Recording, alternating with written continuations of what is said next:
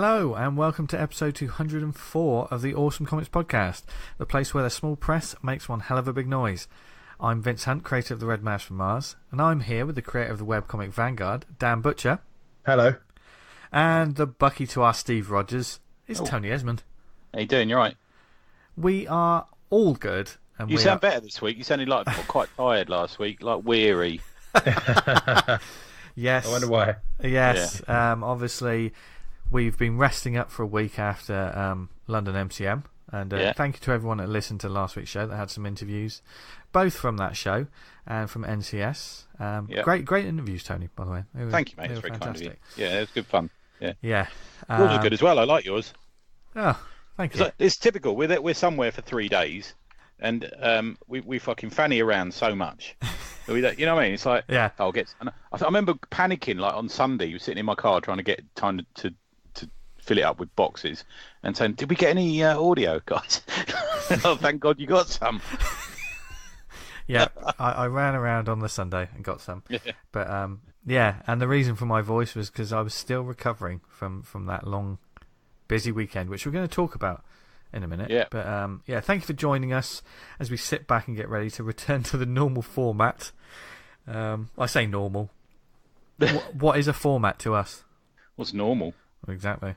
I'll tell you what is good. It feels good to be talking to you guys again. It does. Yeah. It does. Yeah. Because I haven't had a proper talk to you since because I was in America for the one before that. So I've been a bit out of my sort of normal sort of thing, you know. Yeah, being like strangers on a train. Yeah. Isn't that right, Dan? Yeah, I thought he wasn't there.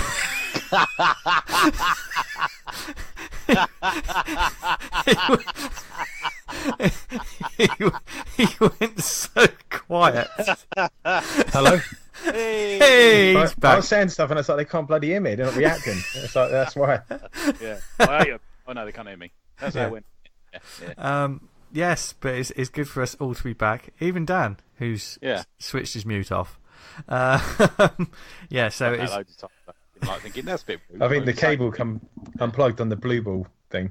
Hey? Snowball, not the blue ball. What have you been looking at? As you can tell, I was folks, just desperately searching my phone for the Comic House update. But who are Comic House, Dan? They're the Netflix for comics. Yes, and they're our sponsor. Yes, thank you to Comic House for joining us every week and putting up with us. They sponsor us, and they are the indie comic marketplace with a difference. There's a huge selection of titles on their database. Good to see some people online have started using it and putting their comics up this week. Yeah, it's got that today, actually. So that's good. And if you self-publish your own books, then you can list your book on the website for free and start selling straight away. So it's another avenue to bring in that green. Well, I guess English money's not green, is it? I don't know. But they also have an app. We're the only people that don't have an app because we're cool. We're retro, aren't we?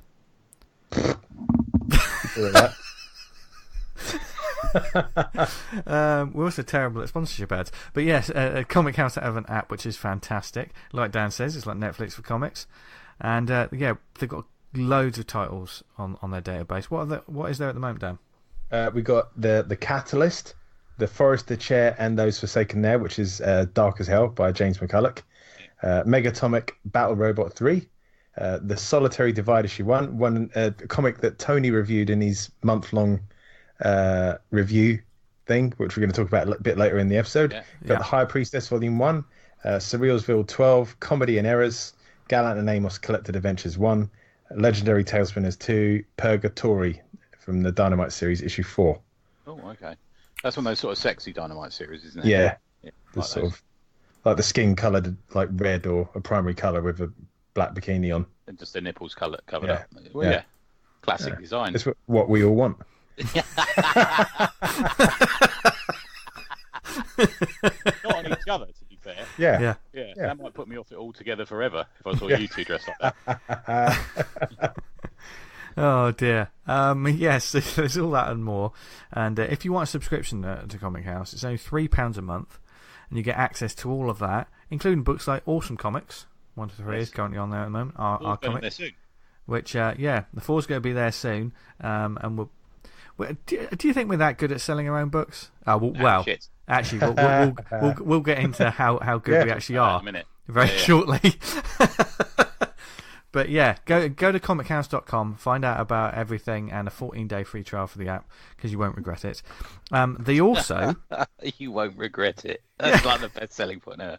Yeah, you won't feel dirty. If you these days, when you sign up to things, you do regret most of them. Yeah, you do. I sign up to nearly everything. I get these... I'm shit at like putting things in the spam box, and every day I delete the same emails from the same companies.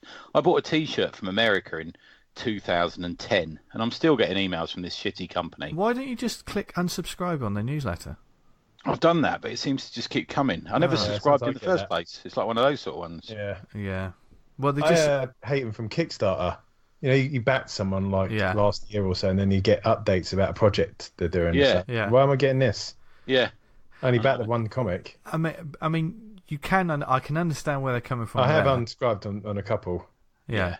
There was one I just subscribed, backed, and I think it's just about to come through.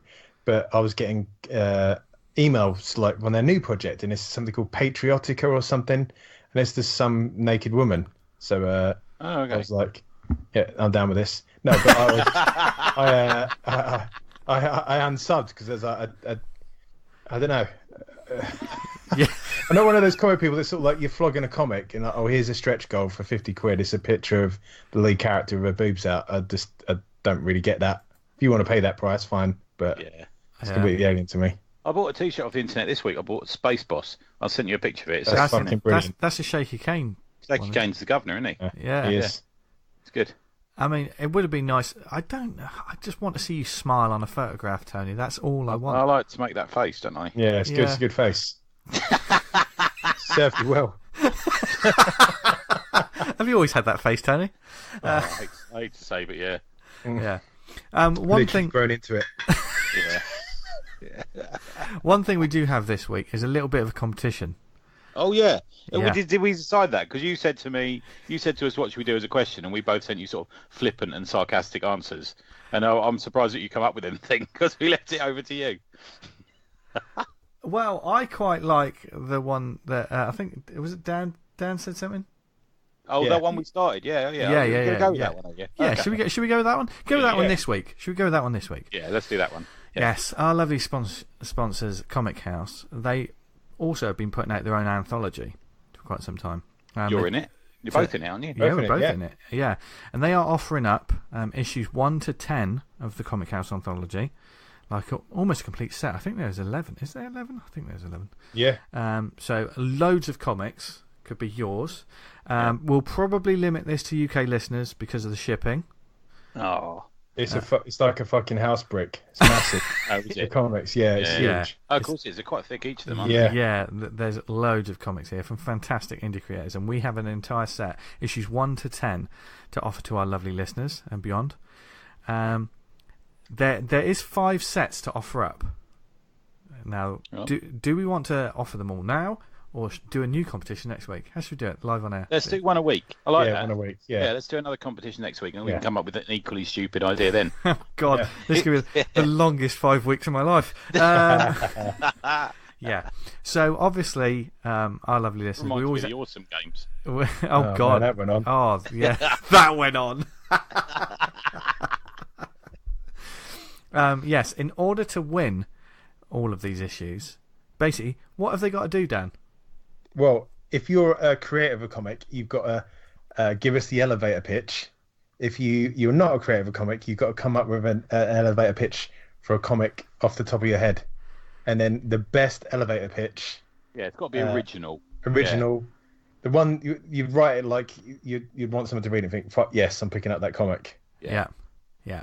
What we'll probably do, we'll get together with Pete from Comic House to actually put votes on the best pitch. Do you reckon that's the best way to do it? I think so. Yeah. He can decide, can't he? How about that? Yeah. That's a good one. Yeah. So there's several different ways you can do it. You can email us your pitch, awesomecomicspod@gmail.com, and we'll probably also put something up on the group, on the Facebook group, Awesome Comics Talk. But God knows what we're going to get. Idea. But yes, so there's the competition. We haven't done a competition in quite some time. No. I thought it'd also be good for people to kind of get their elevator pitch up to scratch. Yes, yeah. Because essentially, for those maybe who are just joining us, because we've had some new listeners recently, so well, thank you and welcome. For those, when we say elevator pitch, what do we mean? So here's an example for Purgatoria. Do you like red boobs? Then you'll like this. Yeah. Essentially, it's like you get into a lift with someone and you've got a number of floors to tell them that all about your comic, say like 30 seconds. Yeah. And it's like back of the video box, back of the DVD case blurb about your comic to sell it. It's not the like front page of a pitch that you hand over to a publisher that's got a brief summary, so they don't have to trawl through pages of text. Yeah, and it's not a big like synopsis or something like you see on the back of a book necessarily. It's short, sharp, and to the point. So there you go. Send us your elevator pitches. You son of a pitches. Yeah. Is that what we're going to call it? Son of pitches? So, yes. Why not? Yeah, the rest of the show is going downhill, so we might as well it's that. True. So get in touch, and you could win all of those fantastic comics. Exciting. Yeah, it is. I might exciting. do it myself. We're exempt, aren't we? We're not allowed to do it. We can't do it. And anyway, I think you've just done yours anyway, Tony. Yeah. Brian Osmond might write in. Why Brian? I don't know. I thought you should have said Tina. Tina Osmond. You definitely go out with a Tina Osmond. Do you know what? I'm not going to say anything just in case there's anyone called Tina Osmond listening. Yeah. And if you are, please go out with Vince on a date. For anyone who's wonders, I am taken. Second base guaranteed. Tony keeps trying to sell me like an old tin of spam. Yeah, but I know that Joe will take her revenge because she is my mortal enemy. Oh dear. Just wait until I manage to get her on this show. That'd be fun. Oh, I'd love that. I'd love to. I'd get her to mute you. I mean, just have a proper conversation. You handed her the phone the other day. You handed me the phone. So you were chatting to her. And can I be honest with you? It freaked her the fuck out. Really? Because I started saying, look, I did my funny thing where I ignored what she was saying and said, look, if you have got any more relationship advice, then please come back to me. And you said, give me the phone. Oh dear. Anyway, that's what you get when you know an Esmond or an Osmond. Or Brian Osmond. Yeah. And his sexy sister Tina. So that sort of nonsense was exactly the sort of stuff that happened while we're at MCM. Because I wasn't with you. Yeah, Tony was on the no-brow table. We saw you briefly. Now, obviously, last week we had a bit of an interview show, and my croaky Barry White-like voice in between. But I guess here and now this week we're going to talk about our experience at MCM. Obviously, it's a huge show. It's I think the May show is one of the biggest ones of the year, isn't it? It's one of the biggest ones in the world. Is it really? It's like 4th or 5th biggest in the world, isn't it? Wow. Okay. Blimey. And I know the October MCM is also is growing or doing really well. But we just wanted to talk about our experience, the good, the bad, and the ugly, and everything in between. We've got two sort of ways to talk about it. Because Tony, like Tony said, he wasn't with us because he was manning the no-brow table. Yeah. Tony was in the dealers section and we were kind of in the comic village. Yeah, the section. ghetto. Yeah. The hood. And before we get properly stuck in with it, we just have to say congrats to Tony. Obviously, we knew about it anyway.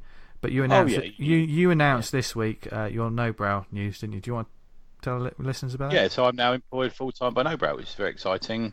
You guys did know about it, but we were sort of waiting until I got a sort of proper. You got deloused. To say that. Yeah. Until I was allowed to say it, basically. Yeah. But yeah, no, everyone was really, really nice about it, and I've got a little desk now and all that sort of thing, and yeah, it was very good fun. Yeah, I'm really enjoying it there. Genuinely, really nice people to work with. Really, really nice environment in the office. So I'm now in place as the events and sales rep, which sounds very prestigious. Yeah. That company's played a blinder. Thank you, mate. It's kind of you say so. Yeah, by keeping me away for so long. Finally submitting. It's me scratching at the door. Yeah, you've got a good eye for stuff, and I think you do well for them. It's been funny actually because loads of people have said well done, and it's been really nice. There's a couple of people who come out the woodwork, and okay, yeah, you know what I'm saying around that, don't you? Yeah. So we'll see what happens. Yeah, but yeah, good. Yeah. I heard about your lottery win. We haven't spoken in 20, 30 years. But yeah, exactly. Yeah. Did he win the lottery? Yeah. Oh, Tony, we need to talk off air. Three people won it: me, Tina Osmond, and Brian Osmond. I was going to say, before we kind of get too much into the MCM chat, before we went in there, we kind of decided that this one was going to be primarily about like making sales. We wanted to sell the awesome comic, and just that's the primary focus. And when we went into the weekend, that's what we was looking at. So we did a lot of kind of research, talking to people, had guests on the show, as you well know if you're a listener, and tried to sort of get up on it before we hit the. We've really focused, didn't we? We've really drilled down into the detail of it, and we've had. This is our fourth show about it now, really. Yeah. It was obviously Dan had been there with Reynard City before, hadn't you? Yes, the ones I went to were a very different show to this one. Yeah. Oh, okay. I mean, this one felt like it was a very corporate, well-run, very smooth. Yeah. Like before, you just kind of like lumbered in. Like there was no carpet on the floors. It was just bare floor, and it was just a bit more kind of rough and ready. I think I'd have preferred bare floors because those carpets were so bright. I think they burnt my retina a little bit. And what colour carpet were you on, Tony? I think we were the orange carpet. We were on the green. I didn't realise they were colour coded for what. Yeah, and the pink was between us, and that was like really bright. Like Jesus. Yeah. So obviously MCM is a huge show. Took place between the 24th to 26th of May, and the Excel Centre, wasn't it? Yeah. Is that right? Yeah. So if you also there was set up on the 23rd, which we'll talk about in a minute as well. Yeah. Me and Vince went there on the Friday morning, and there was about half hour journey on the Uber from Victoria. Yeah. And I've got to take my hat off to the driver because he spent the entirety of the time, like quite industriously picking his nose. Well, it's like knowing London cab drivers, it stops them just being blatantly racist during the journey, doesn't it? You know what I mean? I did speak to him, said about traffic this time of day, blah blah blah, and he sort of gave me a kind of an answer. It's like, fine, if we're going to do the no talking, that suits me fine. Yeah, I prefer that. Talk bollocks. Yeah. So instead, I hate when you're in a black cab and he says things like, "I don't like foreigners, do you?" And you have to sort of lean forward in the seat. So, what was that, mate? I can't hear you. And then every time he says something, you have to lean. That really irritates me. Yeah. Yeah. I don't know. I don't get too much of the black cab drivers, but when they get out of the fucking fiddle or saying, "Oh, woe is me," I thought I'll give it a rest. Yeah. You do all right. Don't worry about that. In and out driveway in Basildon, we know you have. Yeah. Oh, yeah. Anyway, where were we? We're just returning from really crap social satire. Yeah. So we were fully prepared. This is obviously the first time I'd ever been to an so you'd not even stepped into one, had you? No, the closest I had been to a sort of show like this is when we did the London Super Comic Con at the XL 3 years ago. Was that 3 years ago? I think that was comparable.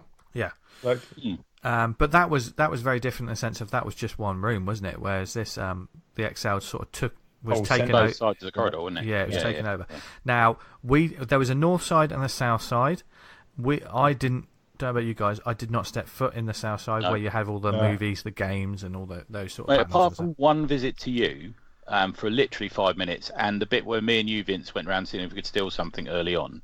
That's the only time I stepped more than 6 feet away from the table. Yeah, we didn't go very far. Yeah. So I definitely, I only made it down to you once. Yeah. Yeah. So I suppose we should, I guess, go from the very beginning, I guess. Yeah, so you do your side, and then I'll mention what happened on our side. Sort of right, thing. So the adventure began, for me, at 2:30 in the morning. Oh, fucking hell, yeah, you set off super early, didn't you, on the Mega? No, I wasn't on the Mega, I was on the National.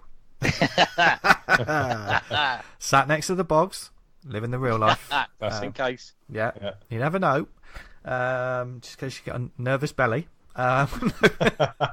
That's 2:30 a.m. He was on the fucking bus. Yeah. The bus was at like 4:00, so which they got me into London at 7. I'm not going to bore you with a travel story. That's as far as it goes. Because then Dan Butcher met me in Victoria. The area. Yeah. I have brought with me every single copy of the Awesome comic I own. Yeah, and so did you, I think. I had a suitcase so heavy. God, yeah, I had a suitcase so heavy it was probably like I was transporting a dead body. Yeah. But yeah, so we got a coffee. God, did we need a coffee? Didn't we? Yeah, it's kind of. We've got a coffee. I was like, let's get the Uber. Did you get a coffee or? Yeah. We had a lovely coffee, Tony. We got a coffee and a pastry. I said, let's order the Uber, and then it said I was going to be here in 3 minutes' time. So we kind of wolfed down this fucking picture. You're like a right pair of hobos at the station, standing on the side of the street. Yeah. So we got to the venue, lined up. It was pretty straightforward, wasn't it? Yeah. I mean, this is. All of that we're going to talk about now is our experience, whether it be us or Tony at No Brow. Mine was a nightmare.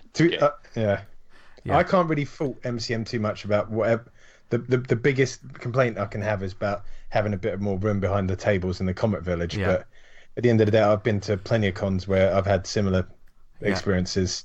You never seem to have enough room behind your table. Yeah. But, should we do my Thursday then? Cause Let's start with that. So me and Sam drove down with a car full of stuff and got there, parked in the Joe Public car park because you can get into the lift from there. You know what, you were with us, Vince, weren't you? Yeah. Just literally just underneath the hall later on the week. And went upstairs on the Thursday. So you can start as of 12. So we got there like spot on 12, queued up to this desk. And she said, have you filled your paperwork in? And we said, yeah, we've sent it to you. We've emailed it to you like you requested. And she said, no, you got to fill it out, which is good because otherwise wasted my time fucking emailing the paperwork in. Do you know what I mean? And also it. And then we filled that out, gave it back to her, and we asked her where the table was, and she said, well, if you don't know, I don't know, and then just started talking to the next person. So that was good. Fucking hell. And then we tried to get in the hall, and they said, oh, you need a high-vis jacket. So we said, oh, okay. So we went and bought a high-vis jacket. And that was $5 each for a high-vis vest. So we put them on. And then we went in and we said to this woman, we had to go and sign in, said to this woman, can we have a trolley? And she said, yeah, see the man outside. And as we walked up to these trolleys, I was pointing at one. And the bloke, without even asking, says, no, mate, we're not insured to give you these trolleys. I said, okay, right, okay. So being nice, Sam's a nice guy, I'm nice, trying to be a nice guy. And we said, oh, how about, could we pay you to, help us with our stuff? He says, yep, that's £50 a day. I went, right, okay. So I then threw a spanner in works and said, oh, mate, you want to be careful because the woman in the office is telling everyone that you're helping out. Oh, I'm not having that, which he hadn't really, to be fair. And just to wind him up. So he stormed in there and had an argument with this woman, which cheered me up. So I ruined his day for him ruining my day. And then we did 5 trips in the lift up to the floor with boxes, which was a nightmare. And then we set our thing up. So they're quite, I don't know what they're like in Comic Village, but they're like only so many tables, only so many chairs. And one of our chairs was broken and we tried to swap it and there was none to swap and all that sort of thing. We had all that nonsense. And then somebody came around and handed us a bit of paper that said you can't stick things to the booth. And they had a long list, no blue tack, no, it's like that, no sellotape, sort of. And then we said, okay, thank you. And then we put all our stuff up and then we thought, well, there's still loads of people moving in. So we had to sort of cover that up. It was a right pain in the ass. Yeah, to get in. Just real dramas. Yeah, nobody. People were like, I think the thing is the MCM staff is they make so much money that they don't care to whether they need to help you or not. Yeah, but if they fuck off one exhibitor, it doesn't really matter because they don't. Somebody fill that space. I mean, that's kind of in that comic creators group. They did mention about the high-vis jackets. You need them, but that was people on site telling you that. Yeah, it wasn't like they'd given pre-warning. I'm not sure if they did or not. For anyone who tries to get in on the Thursday is essentially a building site. It's classified almost under the same sort of regulations because there's like forklifts and cranes and all that sort of cherry pickers and all that thing. So you have to wear some kind of high-vis jacket. Do you know what I mean? That's fair enough. I mean, they should give people a heads up. I mean, they're building those fucking stages and everything, and there's a lot going on. You don't want a forklift going through your head, your favourite head. I think so. I kind of that's fine by me. And they were a £5, but whatever. Do you know what I mean? That's only a £5, Yeah. So that's pretty good. So that was my setup day. Yeah. Whereas we turned up on the Friday morning, so obviously that's when I guess the majority of Comics Village were turning up on the Friday morning, I guess. Yeah. So, I think it's about 50-50. Yeah. There was quite a few people already set up. There's quite a few people already set up. But we got in. People from Comic Village use it as a sort of networking thing. I saw a couple of, they shall remain nameless, people who are always sniffing around publishers and stuff like that. You know what I mean? At least one of those persons has sent me an email since I declared my involvement with Nobrow, to be fair, in the last 2 days. Interesting. We had a couple of salespeople coming around. Right. We'll talk about that a bit later. Yeah. And so a couple of Comics Village came in because it's a good, I think they see it as a good networking opportunity. Yeah. Because the actual bigger publishers and the sort of companies are setting up, and they get a chance to, like we did with when we set up at London Super Comic Con, and we got to chat to Mike Zeck and all these people. Yeah. There's no crowd sort of thing. Yeah. Our set was pretty simple. We found our pitch quite quickly, didn't we, Dan? But it's no problem at all. But like Dan mentioned before, that there wasn't a great deal of space between tables. We're talking like you're back to back with banners and stuff. I mean, we had there were massive aisles in the Comic Village, and at no point was it chock of people. Like you could have moved in like a couple of foot each side, and I know all the tables would have done that, and you wouldn't really have lost much. I presume that it was just the same space carpet that they had in each section. Yeah. So that defined how big the aisle was going to be. Yeah.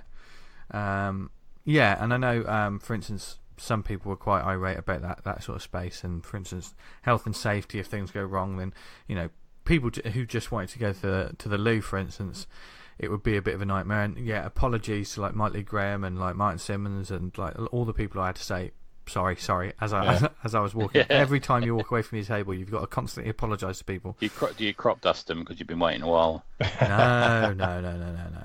I do that with the general public. Save that for outside. Yeah.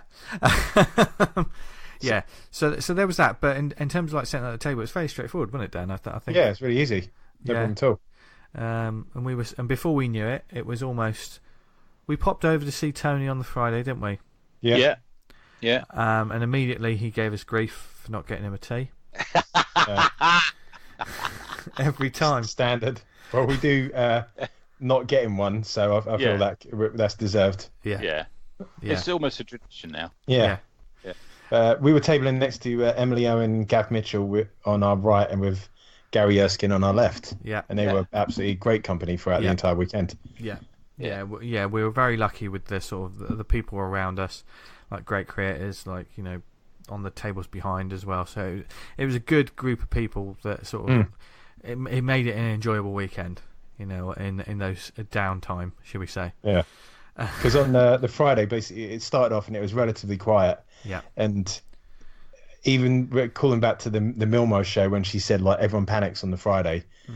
I think you said that to me, Vince, because I was like Friday kind of later in the afternoon. I was like, fucking hell, this is tragic. Like we're not getting anything here. This like not as in found Friday, especially the first couple of hours, people were just doing loops. Yeah. Seeing what there was to buy, seeing what there was about. Yeah. People were just like walking straight through like our row, not stopping. And I was like, okay. But yeah, that was kind of pretty much our Friday, wasn't it, Vince? Yeah, pretty much. Wasn't great sales wise at all. We had a couple of moments though, away from the comics, but in terms of like us actually doing drawing, because that was good. What me and Dan found was we used the downtime. Like Dan was sitting there drawing, and people would see it and then ask for commissions and stuff like that. So that was a real positive takeaway actually from the whole thing. Because essentially, whenever Vince said, "What should we draw?" and someone said, "Draw Robocop, draw this," and then someone would walk past it. Oh, I wanted that. Yeah. And then they bought it. Like Vince had drawn a Robocop, and someone came and said, "Oh, I wanted a Robocop." And Vince said, well, I just drawn this. And he said, no, I want a battle damage one. And so Vince had to get cracking again. I think that's good, though, because I think you were like not lacking confidence. You were just thinking, how am I going to get this done, Vince, weren't you? You were thinking, and since then, you've been a machine since then. Yeah. I think there's that one positive takeaway you can take from it is that work ethic. I was... well, I think I've said it on the show as well. I didn't really have confidence to do drawing on the day of a convention. Yeah. I never really have, and full props to anyone that does it. Like all the time, and I love watching and stuff. But I guess they just don't have necessarily confidence in my own work. But we thought we'd take a chance on it, me and Dan, sort of drawing, and because I'm not saying I was busy all the time, but I got a couple of commissions which really sort of, and they were fun to do. Especially someone came up and just asked for two, and two characters from Twin Peaks, which I hadn't. Oh yeah, I like them. Yeah. You didn't stumble or wobble through any of those drawings. It was really assured. Thanks, Dave. You did it. You know what I mean? There wasn't kind of, oh fucking hell, am I going to do this? Or you draw it 5 times, rubbing it out and starting again. Yeah.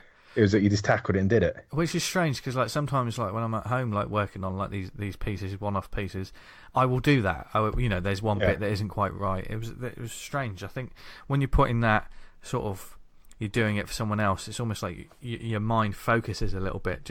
I think that's good. Yeah, really good. Yeah, it's the equivalent of not knowing a song and then going on stage and knowing all the words to it. It's a similar sort of thing, isn't it? You just because you get carried away in the moment. Yeah, and then the confidence almost of just being there, doing it, and everyone's doing it, and you sort of. Yeah, I have to say though, the other takeaway from this is that Dan should be drawing Captain Britain professionally. Oh my! Because I posted pictures. He did me a Captain Britain old and new sort of head sketch. Yeah. And it got so many likes because I think I put this man should be drawing Captain Britain professionally, and he got so many fucking likes, dude. Oh, cheers. Yeah. As you know, I'd love to do Captain Britain. Yeah, you kill on that. Yeah. And Danny Dyer as like the Union facial Jack. Reference when he's. Oh no, it'd be Union Jack. Yeah, Danny Dyer. But we had some nice sort of artistic moments like that. I think, like for instance, Dan was, even though he gave me RoboCop, he'd asked me like, oh, what should I draw? And I said, well, I don't know, Jason Voorhees from Friday the 13th. So he did this awesome Jason Voorhees A5 and just stuck it up on the board, and someone came by and then bought it. They literally like, I want that, and then that same person came round with their friend. Was it the next day or was it later in the day? Later in the day. And then her friend wanted a commission from Dan. So. Oh no, where's this going? Oh, that was the event. That was Hawkeye, wasn't it? That was Hawkeye. Yeah. So, from an artistic standpoint, it was a very confidence boosting. It was a lot of fun. I think that we did have a lot of fun. Like on one day, like everyone around us, like Gav Mitchell, also like he says he rarely draws at the table. Don't know why, because he absolutely smashes it whenever he touches pen to paper. He saw us drawing and he just wanted to do some drawing as well. So we had a day where I think on the Friday everyone was drawing John Wick, weren't they? Or was that Saturday? Yeah, I think it's Saturday. We all. Yeah. And Martin Simmons as well. He done an absolutely amazing one. God, he did a great one, didn't he? I saw that. Yeah, Martin came over for a long chat. Actually, it was good to see him. Yeah. It's concerning when like an artist of that caliber, with all these work there, and he's not getting the people coming up to the table. It was like Friday was a wobble because to be fair, on every other con, if we're busy or not, I'm just absolutely just having a ball, like really enjoying it and having a fun time. But where I'd sort of hung my hat on, or hung our collective hat on, we're going to be selling, and everyone said, "Oh, you fucking sell out at MCM." Yeah, I was like, right, this is our objective, and it didn't. Yeah, we had we had certain numbers, not massive numbers, but we were like, right, we want to sell this per day, ideally, not looking to sell out of anything, but certainly shift some units. We didn't want to fucking carry it all home. Yeah. We didn't come anywhere near meeting those targets. No. On any of the days. But Friday itself, very, very quiet for us. Had a bit of Dan had a bit of a wobble. I was just, because I've been up so long, because it's a 9 till 7 day as well. That's what you need to be prepared for if you're going to do this event. But they're long days, aren't they? I mean, they let us in early on the Friday, and I was in for, I think, 7:15. And what time did we leave on the Friday, Vince? About 7:30? Yeah. Long day. On your feet is a long day as well. Do you know what I mean? Your plates of meat really kicking, aren't they? Kicking up. Yeah. And I was just fueled by sugar, caffeine, and just the excitement of being at the event. So, I had my pom-poms and was being a cheerleader and just sort of saying, now we'll smash it tomorrow. We were going a bit light on coffees on the last couple of days because when you're doing like £7 for 2 coffees, and you're not making money, it takes you so long. It takes you 3/4 of an hour. Sam had his son there, who's I think 11 or 12, and we were sending him off for coffees, and he was gone for ages. I felt really bad. It's like, Yeah, and the queues were so long. And I tried to get a cup of coffee or a cup of tea and something. Who was with me? Was it you, Vince, or Dan? I can't remember. Tried to get a drink out of the one of the stalls inside, and they said, "Oh, we're not allowed to serve you till 9." Yeah, it was the Dunkin' Donuts one. That's it. Yeah. Friday morning, wasn't it? Yeah. That's right. Yeah. But on the No Brow, how was the first proper day of trading then, Tony, for No Brow? So we found pretty much every day was the same. To be fair, business-wise, from a sort of every day was also a couple of hours of sort of people would sweep round. They could say hello, have a chat, and say, "Oh, I'll be buying something later. I'll be back." And a lot of the time they weren't lying; they were being completely truthful. Yeah. They did come back and buy something. It was, I'm going to say, 50% cosplayers as the convention goes. Probably there was the percentage of cosplayers there was very high, wasn't it? Yeah. It's a cosplay show. It's very much a cosplay show. Yeah, it is. And some of the people I probably didn't think were cosplayers probably were. I just would sort of low key sort of costumes or something. But we were finding that this was a constant throughout it, that previously when I've done No Brow tables, people come up, they know the product, they want it, and they buy it. So the way it works. So they come over and they go, "Oh, you got the Hilda books in, or you got Kingdom by John Moore, or something like that, or Skip, or in Waves. Oh, I'm waiting for this." But this one, they come over and go, "What do you do then?" And I say, "Well, what are you into? These are the sort of books we do." So every sale was quite often quite a long conversation. Yeah. So the most common thing I heard all week was, "Oh, I love Hilda. And we go, "All right, have you read the comics? There's a comic." That was the most common. Then you just explain to them what came first and stuff like that. So everything was like, it was, because of that, it was very tiring. So I'm going to say from about 12 noon onwards, we were doing that pretty much constantly. There was always 2, possibly 3 people at the table, and and we found that the custom came in waves. So you get people over chatting, buying, chatting, leaving, and then you get like 10 minutes of nothing, and we go, "This is weird, it's gone quiet again." Then you get 4 people at the table again. It's like that. And the thing is, because we had such a long table, it was difficult to have one person doing it, so we always had to have 2. We had the adult books on one end and the children's books at the other, so you sort of swapped. If you were tired of saying, "Oh, you'd never heard of Hilda as a comic first, then you've seen it on Netflix," which is something I think I said about 4,000 times over the weekend, you'd switch around to going, "Oh, what sort of, are you into sort of, sci-fi, or, it's like that." So it was hard graft selling. And I don't know what I'm not from a sales background, and I'm sort of slightly self-conscious if I'm with someone I don't know, because you almost feel like it's a test, I'm working with this company. So I was sort of, and as you've heard from me before, I despise people who put books in people's hands. And I'm a big one to say, look, it's not a hard sell, but I'll tell you what, you will love this book. It's like that. Have a look, have a browse, tell me what you think. You've got any questions? And the thing is, a lot of people were asking questions, saying, "Oh, where's this from? And who's this?" and all this sort of thing, And I would say probably 2/3 of the people we engaged in conversation bought something. Well, that's good. It's just pretty good. Yeah. A lot of screeching cosplayers and a lot of sort of screaming and stuff like that.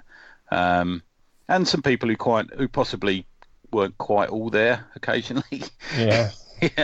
Sort of running around and screaming and stuff. But it was a whirlwind. But it's the little 10-minute breaks between that I was really feeling it, because I didn't sit down all day. I was sort of standing all day. I literally was eating a bite of a sandwich, then engaging with someone, then 15 minutes later it's taking the second bite. It was kind of like that, really. But I think that was partly down to where we were. So we were behind the marvellous Funko stage, or Funko booth. We were opposite the cash points, which was quite a good place to be, and we were opposite, and at sort of 1 o'clock was a stall that sells mystery boxes. Which Samsung bought one, and it was you got an Avatar mug and a set of pencils from the X-Files. Okay, fucking hell. I mean, to be fair, those mystery boxes and the Funko Pops were doing big business, because I saw people walking around. Some of the size of the Funko Pops, like. It was like ridiculous. A giant one. I'm not sure if it was like a Thanos one, but it was like a massive shopping bag. Yeah. With just that in it. And the thing that surprised me about that is because when me and Tony went in early on the Sunday, was it, Tony? I think we. Yeah, it was. Yeah. And we had a wander around, and finally, because I just saw this huge Funko sort of booth, I thought, oh, let's see what it actually is. It's a fucking shop.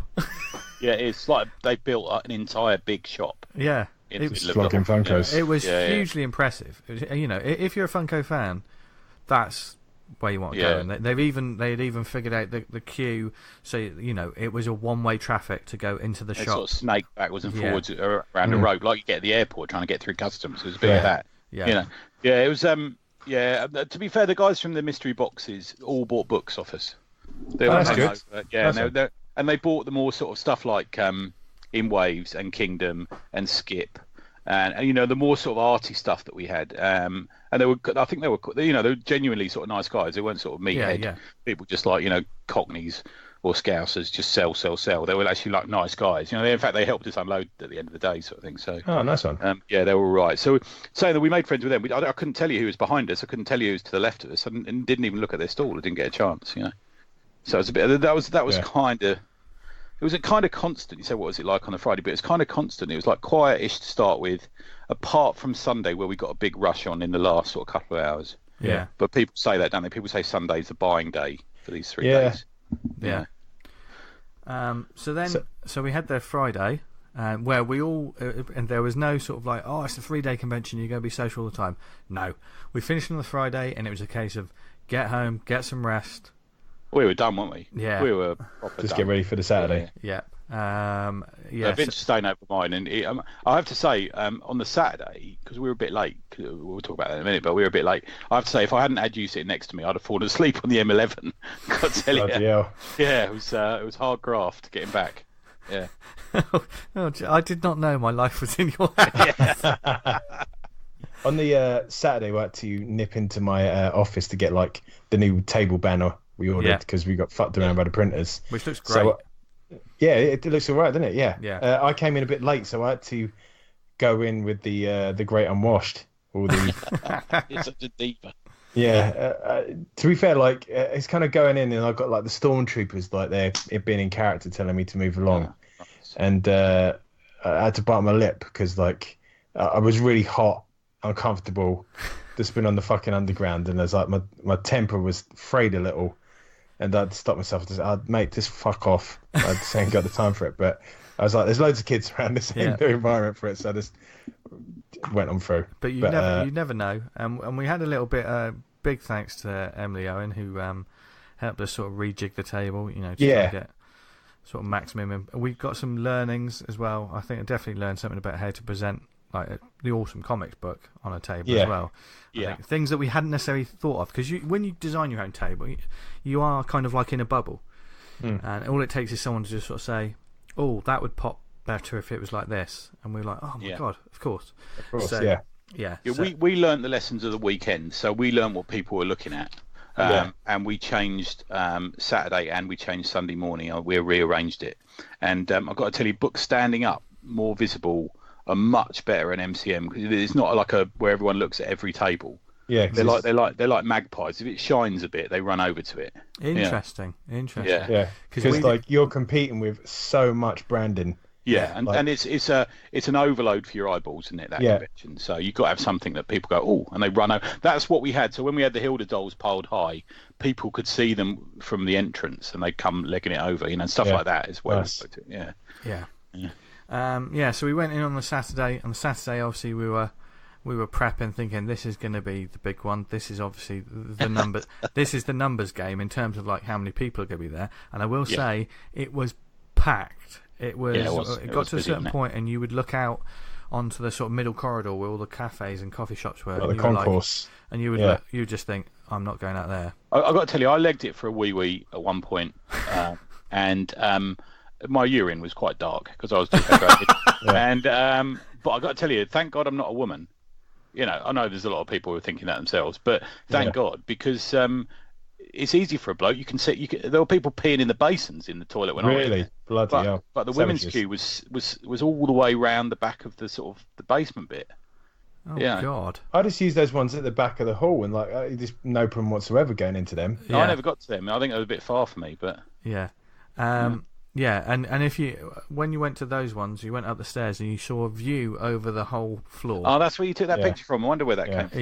And when you see the picture, which I'll probably post when we post this episode, it's packed. There's just people everywhere. But that doesn't, for us, that didn't translate. That didn't translate to comic. No, comic village. I mean we had. I would say we had our usual conversion rate of when someone comes to the table with an interest and we talk about the comic, we pitch it to them. Yeah, but 85% we our usual kind of like they get interested and they buy the comic, which is kind of it. Yeah. But we didn't have them coming over, and it wasn't just us. It was like a lot. It was a lot of people. Yeah, hell of a lot of people. I could look over the row opposite us, and there was a chap with a booth, and he had like, "I'll draw your Dungeons and Dragons character." And I said to Vincent Friday, "This guy's going to go fucking. He's going to have yeah. And he had like all these little charts up where like he'd got like the characters pack out and like drawn all their equipment in like an isometric view. It was all really nice hand drawn stuff, and I thought he's really going to do well. I can't, because I've learned that Dungeons and Dragons is a big thing now, and it completely passed me by. So I thought, he's going to go fucking mad, and he was just as bad as us. Yeah. Now, I think it's important to say, I mean, from our perspective, the numbers were there. You would see it. There'll be people everywhere. I joked with some people, if you want a bit of fresh air and to stretch your legs, come to Comic Village at certain times, because it was fucking desolate. We had like maybe like one or two people.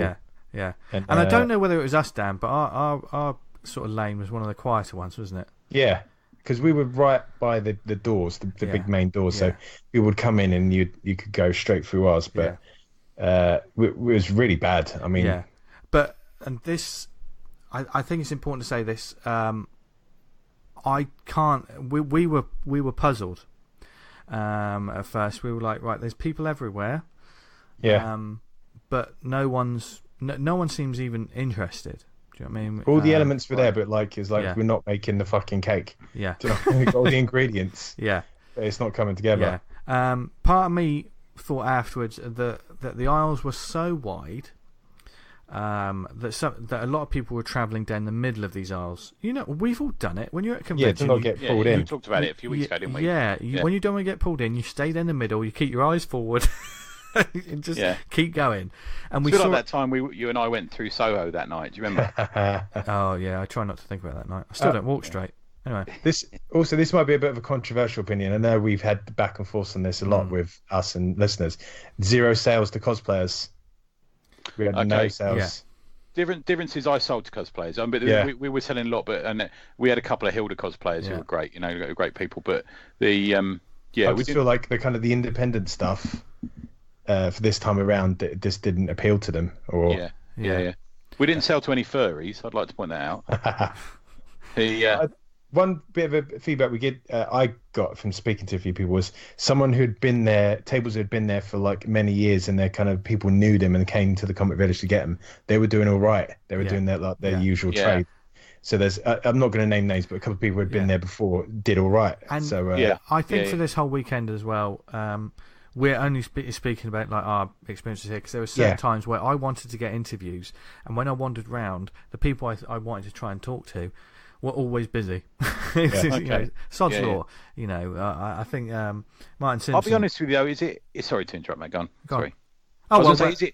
Is it really our crowd? Is it really the crowd who would like Cockney Kung Fu and you know? Yeah, that's what I thought. Like, because when we go to other shows, people know the kind of what we do and our brand. When this one we was going in cold, like no one really knew us, but you kind of have to do that. I mean, even though we may have this podcast, we may have this comic, we have to treat every show like no one knows us. Like this is the comic. This is comic for you, isn't it? You know, rather because if we're trying to sell within the people of this bubble that we've created, it will only go so far. Yeah, I know what you mean. I was thinking beyond that. So I was thinking because our comics are a little bit. Now, grindhouse, a little bit indie, a little bit edgy. Is that what they're looking for? We did discuss. There's no unicorns in them. Put it up. Put it that way. We discussed that, and you know, we had those moments of maybe it's just not our crowd.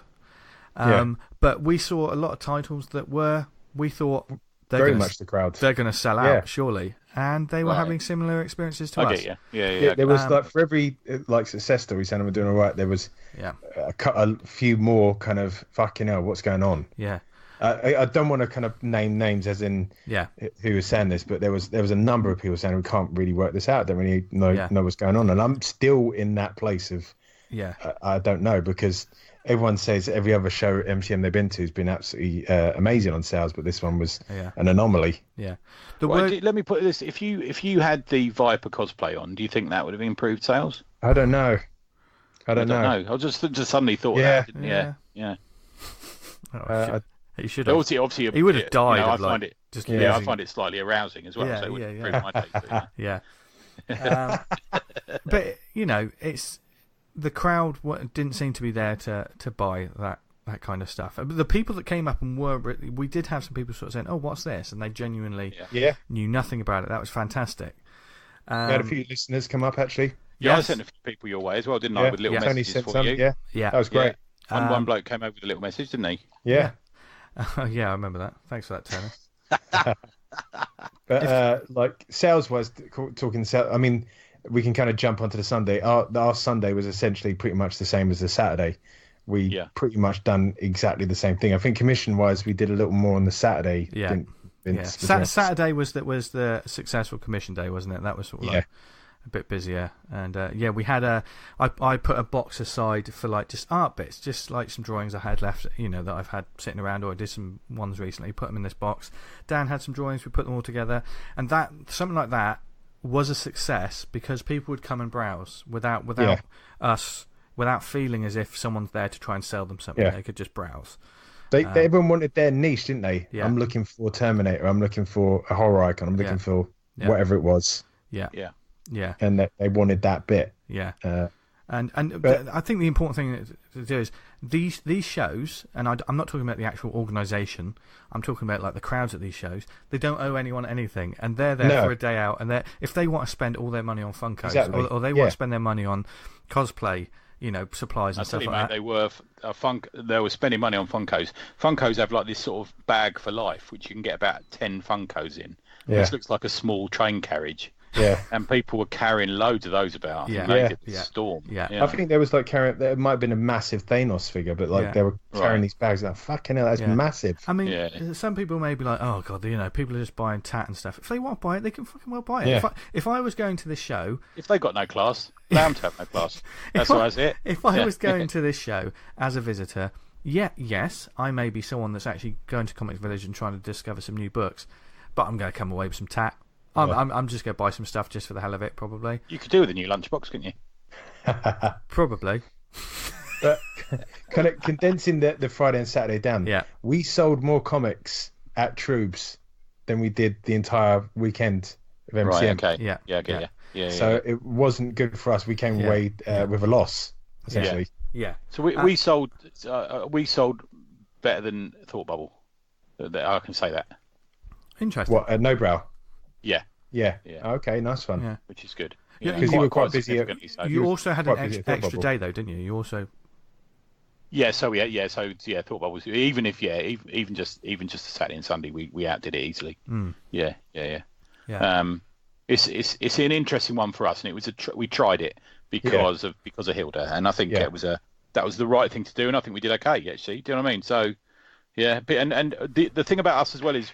And this is something you guys got to remember as well, is we opened up people's eyes to our books. So the amount of people who didn't know that Hilda was a comic first, the amount of people who didn't know about our brand, the amount of people that have now, because don't forget XL, whilst it is the big national thing, it's based in East London. So we had a lot of East London people there. Yeah. And we're saying, have you heard of the East London Comic Art Festival, which we'll talk about in a minute, which is coming up this weekend. Yeah. So we gave away and there were a lot of cartoonists who came down from Comic Village, because obviously ELCAF, No Brow is something of a draw to, cartoon. It's seen as something a company people would like to be published by.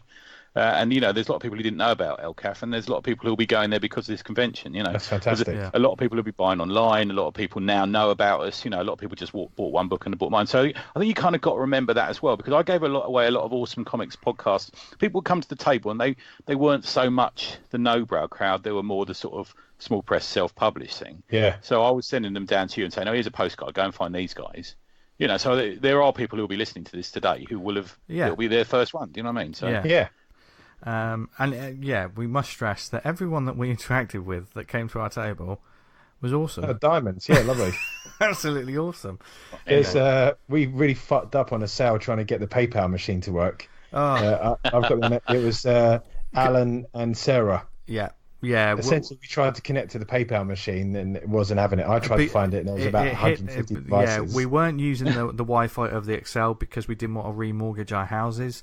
So we were doing our 4G. Now, around the time, and I saw this with other sellers as well, around the time about lunchtime to 3 o'clock, the Wi-Fi was just dying. It was taking forever. Yeah. And when you had card machines, that was a real knock-on effect. Yeah. Yeah. So, I mean, we still sold a pack. And also, we were selling packs as well. We didn't really sell single issues. So every time we made a sale, we were selling 4 comics. So, you know, I'm now, I will say, after the weekend, you know, you're tired and you just think, oh, well, that sales-wise, that wasn't as good as it, you know, I was hoping it would be, blah, blah, blah. Now I'm thinking, well, we sold packs of comics. We gave cards to people that didn't know about the show. Yeah. Exactly, man. And that's, we've never run to a profit on this podcast. Yeah. The amount of trips we go on and like meetups we have, and you know, we rarely run to a profit. You know, all we do is we'll sell a load of comics and then we'll go out for a fucking drink afterwards and spend all our money and more. You know, so you know, it's about the crack for us. And it's about being realistic. I understand if some people have certainly invested a lot in travel and hotels and things like that. Thankfully, we didn't have these sort of expenses in a certain way. You know, thankfully, you know, I was staying at Tony's. He very kindly put me up, and Dan, you were going home every night and stuff like that. But you know, if you were staying at hotels and you had the travel and you had all of that, then the stress might have been a bit too much, and you may have come away from it being quite down. I've got to tell you, I can't see anyone, no matter how many you sold in Comics Village, paying for hotels, travel, and all the rest. You'd be doing it. What's a hotel? Was that 250 quid for the 3 or 4 nights at least? Yeah. You got like parking was 20 quid a day. Yeah. You know, you add on lunch and dinners and stuff like that. You know, petrol. So from our, you know, from everything we heard, I think we almost crushed ourselves under the weight of our own expectations. I think it's like going to see a movie and your expectations are high. It's never going to meet them, is it? If you go into a movie and your expectations are low, then you're going to think, oh, that's all right.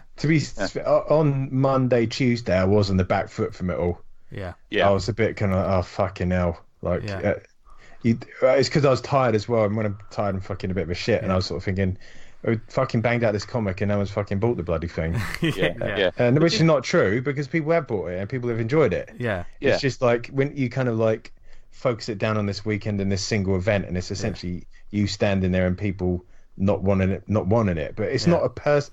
At the time, I was like, oh, fuck's sake, why people are not buying this? But it's not a personal thing because they don't know you, they don't know the comic, and it's not. It's not in any way a judgment. And do you know what? As well, is it was 3 or 4 days, and all we did was have a laugh between us and talked about comics. And I got to talk to strangers about comics. I got to talk to friends who who've got some big breaking news coming about comics. I got to look at comics all day.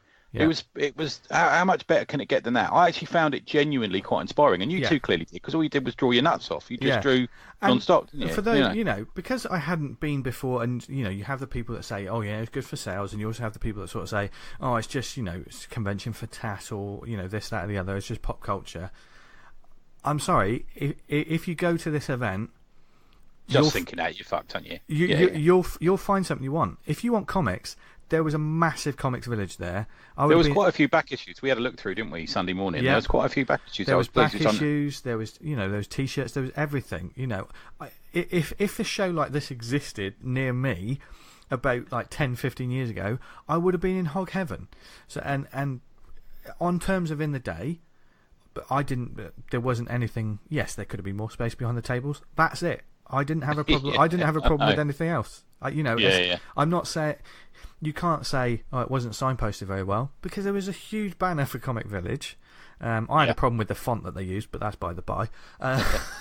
It was easy to find, I have to say. And I know we're taking the piss out of the carpets, burning your retinas out, but I knew exactly where you are. I could see in the distance the colour of your carpet off in the distance. And think, and I saw them, and they're on there. And I saw people wandering around, and if they're comic fans, if they're there to buy comics, people were walking around and buying comics, and they had because the see-through plastic bags that some people had, you could see the comics that they bought, you know. So there's people there. I think just it wasn't our show. I think. I saw a couple of people who I recognised from the Comic Mart. So old school comic back issue comic collectors. I saw them wandering around. You know what I mean? So those people were there. okay, the one side of the hall probably wouldn't have been any point going to. Yeah. Come to us, come to you, come to the back issues. Dead Universe were there. They had a load of sort of 50p back issues and stuff like that. And Marvel had a table there. Yeah. 2000 AD had a table. Yeah. Turnaround, BHP, they had sort of quite significant sort of, tables there. We did. We had 6 tables on our, full of great comics. Yeah. And I guess, you just got to temper your expectations. Obviously go there to have a successful show. Whoever goes to a show and is not successful, if you go in with a glum face, don't bother going. If you ask me. Yeah. I've got to give a little shout out to Ayola and Sam and Benny, who were just great company. We just had a laugh all weekend. Yeah. That was genuinely funny all weekend. There was a real sort of siege mentality, because by the time we were sort of just looking pale-faced and desperate on the Sunday night, thinking I just need to get home. Yeah, it was like, but it was still no one at any point lost their sense of humour around my bit of it, and it was good. It was good company. Yeah. And it was exactly the same in Comics Village as well. I mean, we said we were lucky with the company we kept, definitely, because we were laughing pretty much most of the weekend. There were so many nerdy conversations going on. It was fantastic. We went out for a meal on Saturday night as well with the Breakfast Boys. Yeah. Chris Sides, Ken Reynolds, his lovely wife, and Jay Martin. Chris Jenkins was there as well. Chris Jenkins, and we quickly got round to our favourite subject matter, which is fecal matter. Yeah. Everyone had to come up with the story, didn't they? Yeah.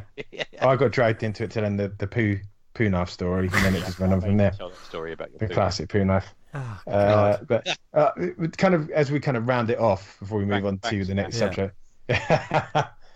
Would Nobrow looking to do this again? Possibly. And Vince, I'll ask the same question to you afterwards. Yeah, possibly. I think we missed a trick. I think we should have been on some of the panels. I think some of the panels, God bless them, but there was a few of them, Tharg bless them, but there was a few of them that were quite low-hanging fruit, and I can't imagine anyone would go to them. They just looked a bit dull. But we'd like to get in on a bit of the panel action, I think, in the future.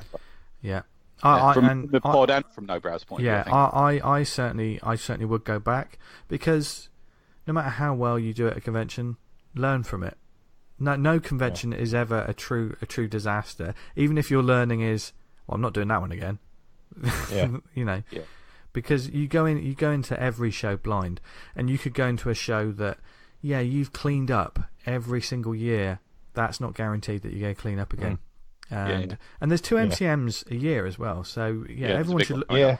Everyone should look. Must be out for soon, I presume. They must be coming out soon. I presume so. Yeah. We're not going to be at the October one, because we've got a couple of shows in October already. Yeah, October's busy for us. Before the mighty Thought Bubble in November. Big shout out to Chloe and Billy, who part of the Thought Bubble organisers, who came over to say hello. Yeah. They were great. Hopefully we might be talking some more Thought Bubble goodness in the near future.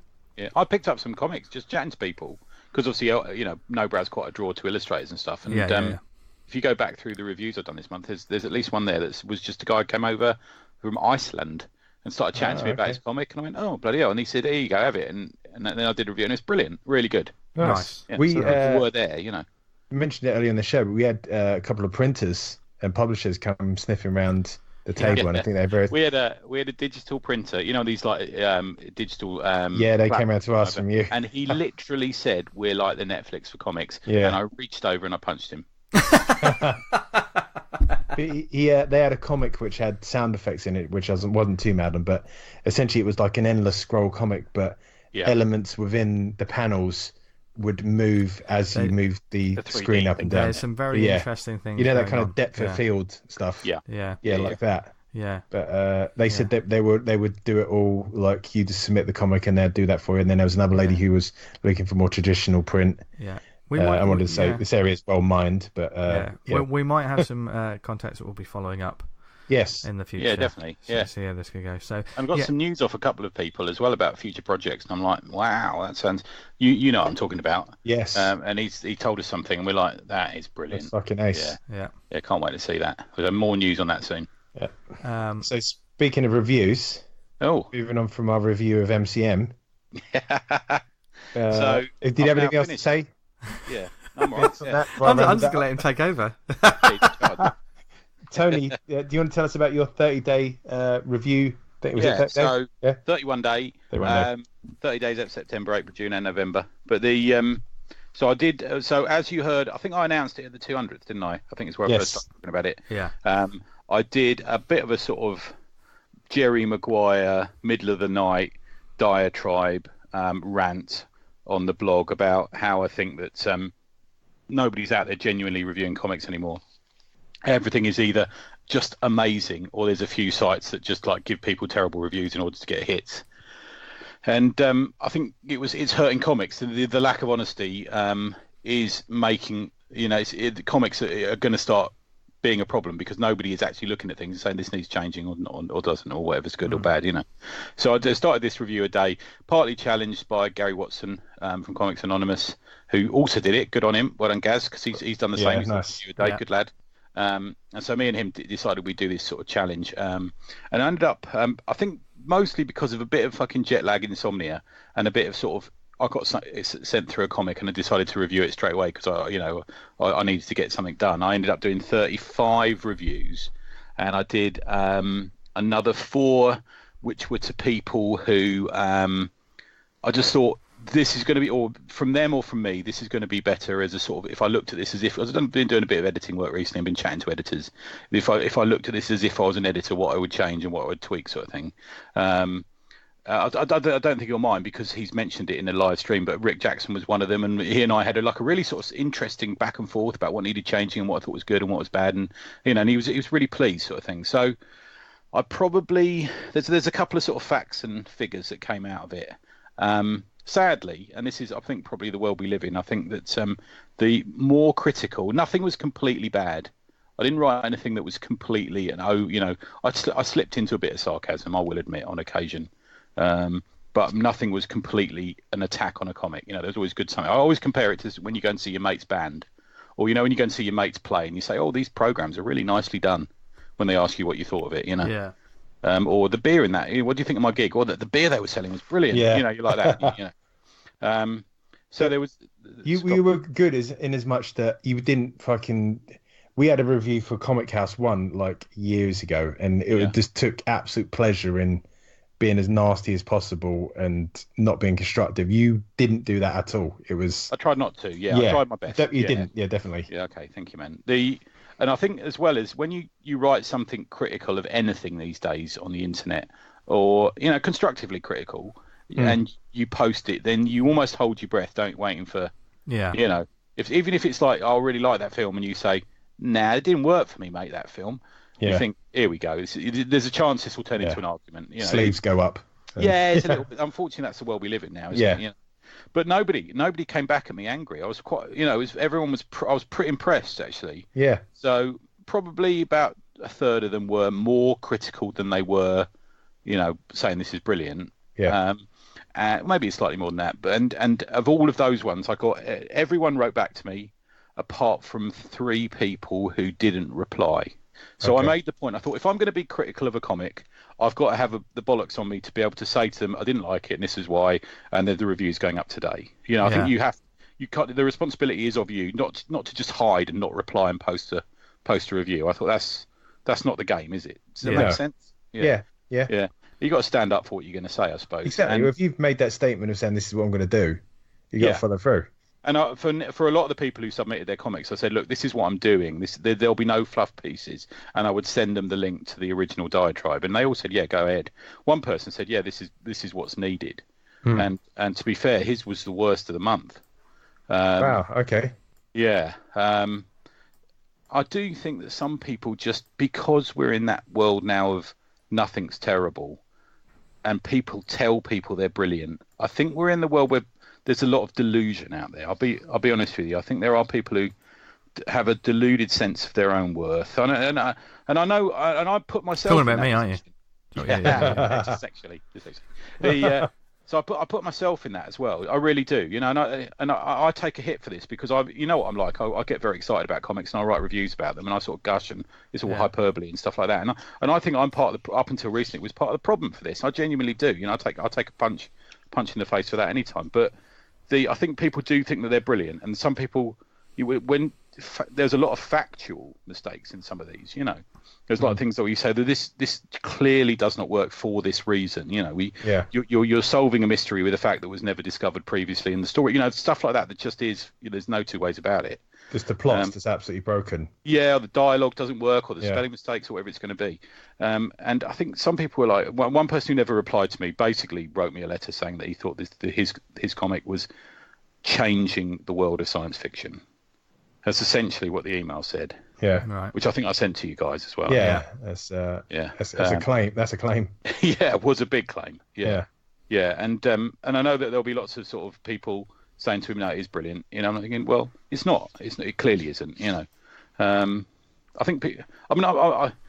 We all take criticism different ways. I don't always take it very well myself. And fair enough. Yeah, probably all of us are a bit like that. Yeah, We've all had reviews where me and you two guys have ranted at each other. To be fair, the two bad ones we had were written by crazy people. So. Yeah. but kind of we did sort of say, oh, that's not fair. Oh, he's nuts, and then we've left it there, haven't we? Do you know what I mean? Some people do take to it badly, and I have to say I didn't really find that. I think the two main faults that I found were overwriting. I think it's a big mistake that people are doing now. I think they're writing too much, and it's a comfort blanket to have all that writing on the page, and they're forgetting that comics are a combination of words and drawings. Is it a lot from? Do you find a lot of that is from people that are just starting out as well? Because I know I was waffling on and on. In fact, I still do. I'm trying. It's an art to try and cut it down and to get it to the say what matters. Yeah, really strip it back. If you listen to AJ's interview last week, he says that. He said there was loads of words, and he just took loads out. And you don't need to say I'm kissing her deeply when you can see it in a picture. Yeah. Or he fired his gun. You can see him firing his gun. Yeah. Stuff like that. I've had this feedback for on Vanguard issue 1, and that was one of the first times I've written a comic, and there's a lot of exposition in the first issue, and then the second one is all action because it's essentially a setup. But that first one, got to hold my hands up, there's a lot of writing and a lot of exposition in it. Yeah. And if I did it again, I'm not sure if I'd do it the same. Yeah. People are put off by big blocks of writing. Yeah. And that's a weird thing to say when the hobby is a reading and looking exercise, isn't it? But it's they a are balance. Off. Yeah. So it really is. Yeah. So I think that's a big mistake, and I know Gary wrote to me as well and said, "Look, that's something he's found this month as well. Really is, and especially like you say, Vince, people who are on their first or second book. I think there's that comfort blanket of thinking, well, perhaps they won't understand what it says in the drawing. I'll write it down. You don't need. No. I think a very important thing as well. It's going to be quite a big statement, I think, but a Kickstarter success does not mean that the comic's a success. No, it's not. Exactly. Yeah. It doesn't mean it's a critical success at all. Yeah. that's Because people get it as soon as they read it. If it's not very good, they're not going to come back. Simply. I think the excuse of it's popular has got to stop, because X Factor is popular, but it's shite. That is a fallacy, isn't it? Ad popular fallacy, whereas when just because something's popular means it's good. That's not the case. Not at all. Yeah. No. In fact, it's almost the opposite. Yeah, it's getting to be. It's almost. Yeah, there are. Like the Avengers movies are great and they're popular, but it's getting to the point now. If it's super popular, you can guarantee that it's aimed at the lowest sort of common denominator. Yeah. It's just throwaway stuff. But yeah, so was that. And I think leading on from that writing thing, the other thing I found was people need someone else to look at it. I agree. So having an editor, or even just having a mate to read through it, or put an eye on it and stuff like that. I know it's something we used on our comic, didn't we? You had someone, D, didn't you? Read through it, and I think that's important. I think a lot of people kind of write stuff. A lot of people decide they're a writer. Firstly, I think people think I'm going to be a comic writer.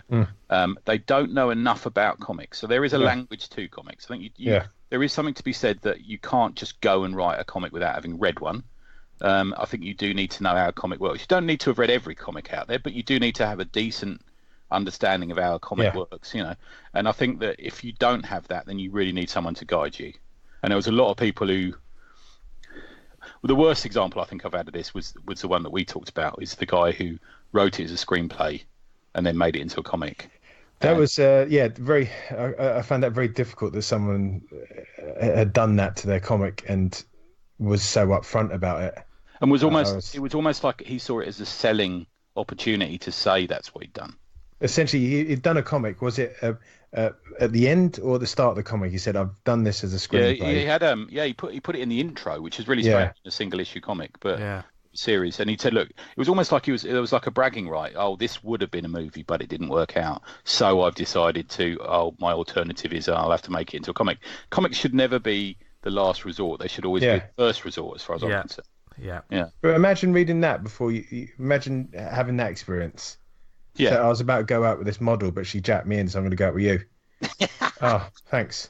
Do you know what I mean? You can't just say, "Oh, I'm selling down to you. I'm shifting gears down because I'm going to do this now for you." It's like that. It's just a terrible way to open up. Yeah, exactly. Yeah. So I think the editing thing. I think people get someone to look at it. Get someone to look at the script before it's drawn. Yeah, that's one of the big mistakes I'm finding recently. Stuff I've edited is it's already started into the process, and you're like, no. There's fundamental flaws with the actual the plot and the way it's done. I mean, if the best kind of feedback is someone you can give to someone, it's insightful and honest. I mean, you can have loads of people fawning over your work saying, "Oh, this is great, it's absolutely fantastic," but I'd rather have that one bit of insight that enables me to work on something and change it for the better.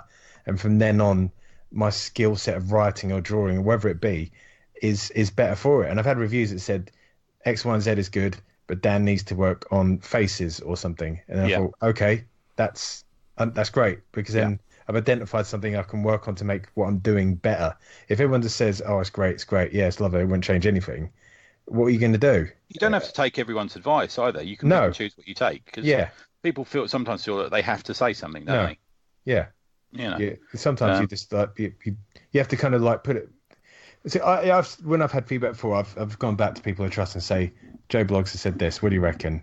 And you can tell, maybe. And then you think, right, that they're on the money, and you put some time into rectifying that. But getting that kind of this little kernel of information that's something you can improve on and do better for yourself, I'd much rather have that than just gushing reviews and sort of your parents sticking your picture up on the fridge and saying it's the best thing you've ever seen. I know. Do you know what I mean? Do you want that? Do you want to be that for your rest of your life? If people gave honest reviews, we wouldn't have James Corden. Let's face it. Yeah. I think people genuinely think that all they're going to get is a good review as well. It's weird, isn't it? I mean, people out there who think that's all that's going to happen. I'll tell you what happened is I have met a number of people I've reviewed since as well. Okay. A couple of them I gave bad reviews to, and I've now met them, and they've all been fine. They've all been very adult about it. I met a couple of books that I got sent to me for reviewing by Europe Comics and another company, and I reviewed both of them, and they had the mistakes in them, and they were mostly glorious, but there was a couple of things in them I'd have changed. And then I got sat down and interviewed one of them, and I thought, oh, okay. And these guys are professionals. They're what they're going to do. Do you know what I mean? Yeah. It's a weird one, isn't it? It is a strange one, yeah. From a demographics point of view, I wrote a little piece on that because I think the who's sending and why they're sending is interesting. I got a lot of there's a lot of really good female editors out there, and I got sent work through from them. I didn't get any through from female creators. No female creators sent any comics through, which I have not got a Scooby-Doo why. I don't know why that is. It's hard to sort of extrapolate any kind of conclusion from that. No, I don't know why that is. And it could be they just didn't see it, or might be. Yeah. I'm tapped into a couple of ladies do comics, friends of mine, and this sort of thing. And so we've got a lot of female creators. I just didn't get any. It just might be that was the month where nothing was coming out. Yeah. So there's the instance. I got very few through. If you from the zine sort of crowd. Didn't get anything through from them apart from one from John Tucker, which is a sort of zine thing that he gave me on the 200th. And I don't really include Avery Hill in that crowd because I think they're, I hate to say better, but I think they're more coherent, longer form comics. I agree. Yeah. I mean, so I didn't get any through from that crowd, which I found interesting. And I got a lot of first issues through, which I kind of was pleased with because it meant I didn't have to go back. I've got issue 4, I'd have to go back and read issues 1 to 3. Was there a lot of people kind of submitting their comments for review that were using it as a promotional tool? Yeah. To kind of say, I've got a comic coming out on Kickstarter. Could you give me a review? Or yeah, there were. There was quite a lot of that. Frenemies from Monty Nero went live. I think the day after I reviewed it, and I only got like a 14-page, 12-page piece of comics. Yeah, from him. There was a few that were on Kickstarter or about to be kickstarted and that sort of thing. There was a couple that they sent me the first issue because the second issue was being done and then going to kickstarted, so they wanted something and the first issue hadn't had any reviews. So, but I think from talking about demographics as well, worldwide, I've got people from all over the world sending them through. That's North brilliant. America, South America, Europe, England, and Great Britain, sort of thing. I think from all over the place, which was good to see as well. It's good that we've got a little bit of a reach around that as well. I personally think people yearn for honest reviews. I feel like in an age now, I can't speak. Do you think about comics. a review is losing its meaning? Well, a lot of the time now, there seems to be puff pieces for marketing and promotional reasons. This goes to movie reviews as well. Do you know what I mean? Like half the time, it's like, well, you're not really talking about the movie, are you? You're not really discussing anything that's. That's why a lot of movie journalism, in terms of reviews, I don't really pay attention to. I don't listen to any reviews of movies. I listen more to what my mates say. Yeah. I mean, Hellboy got terrible reviews, but I was chatting to Bob Fingerman about it, and he loved it, and I'm now prone to see it. Yeah. Because I trust him, or I trust someone on Radio 2 or something. When a company gets like their reviewers in for a pre-screening, so they can flood a site with positive reviews. Yeah. That are not reflective, because they know they're going to get a softball review of these people. But people always yearn for what that's why generally people find reviews that they like and their tastes are similar with, and then stick with them because they know that what they say is akin to what they feel. Yeah. I think that's that one of the main problems is that people review stuff and they're like, 2000 AD, you'll get dropped off the comps list if you give them like a series of bad reviews, and because it's not. I can see why they do it. It's not their interest. Why would they be? Exactly. I can someone to that. slam their comics. Yeah. I think you're right. I think also because we're such a small pond now, we're reviewing people's comics we know. Yeah. Which is always a problem. A couple of clever fuckers wrote in and said, "Why don't you review your own comic?" I said, "Well, why don't you review your own mum?" I said about that. Snap. Yeah. So, are you going to do this again, Tony? I might give it another go next year. Yeah, I'm going to continue the honest review. It just won't be one every day. Yeah. Right? Do you know what? It's weird though. What is it today? The second today, isn't it? I didn't write anything today, and I felt a bit bereft. Okay. Because I wasn't sitting down writing 800 words in a review. It's weird, isn't it? Yeah. But you get yourself into a rhythm, don't you? It's like anything with writing, art, or whatever. You get yourself into a rhythm. So when it stops, you're like, you feel guilty. Yeah. And it's I think. Right, conveniently to use. I use an iPad with a keyboard, and I've got the Blogger app on the iPad. And I was writing in hotel because I was on holiday for a big chunk of this, writing in hotel bars. I wrote on the plane. I had to tap into the Wi-Fi on the plane on the way home, and did it on there and stuff like that. There's always somewhere you can write, And I was thinking of little sentences that I perhaps should have used in the review, and I was typing them. So where my iPad and my iPhone sync, the notes section, I was writing it in there, and I was able to add bits as I was going along, Yeah. There's always some way to do it, isn't there? Yeah. Talking reviews, I got a review from Claire Hemsworth during the week. Oh, you did, I was very I saw it in the morning, and I was like, I'm not going to click on that for a little while, and I just had to steel myself. It was a fantastic review, but whenever I get a review, I'm like, oh god, okay, just got to get myself into the right space to read this. Yeah. And it was lovely. So it was a great review. Over at the Fandemonium Network. .com. That's right. Yeah. That's quite a big site, isn't it? I think. Yeah, it is. Yeah, we met Claire at True Believers as well. She's Oh, I don't think I met her. She's on our wavelength. I'm sure you did. Did I? Oh, yeah. Okay. You meet so many people, Tony. What are people to you? Annoyances. Yeah. Yeah. So this has been an episode of reflecting. Yes, it's been a very reflective episode. But of course, we still got the norms and we've got some recommendations to go. But have we got any shout-outs this week? Yeah, I got a few. You got a few? Yeah. So ELCAF is coming up this weekend. It's the 7th, 8th and 9th. So Friday, Saturday, Sunday of June, 12 p.m. to 7 p.m. Because we don't like to get up early and we like to drink heavily in the evenings. It's at the Round Chapel and Old School Rooms, 10 Glenarm Road, London E5. Go to ELCAF, ELCAF, East London Comics Art Festival, elcaf.co.uk for the details. You can follow them on Twitter, ELCAFest. It is genuinely one of the most inspiring events I go to if you can get hold of a postcard, it's got John McNaught's art on it, which is I think it's actually like a piece of art itself, just the flyer. I can't wait to see this one day. I'm not going to be able to make it this year, but next year it's definitely a must-have in my diary. John, sadly, you're going to miss him. John's going to be there, and AJ from last week's going to be there. He's give him a cuddle from me. Go on, would he, man? We need to get him on the show. I think we're lining him up, aren't we? Is that right? We are. Yeah. He's a good lad. He is. Yeah, amazing. Everyone who came to, we had a couple of guys came to the table at MCM. They said, right, he said, I want to buy something. It's Sunday afternoon. I want the book that you recommend, and to me and Sam and Iola, I want everyone to recommend me a book off this table that they like the best. And mine was always John's. John's or AJ's are the two that I think are the best.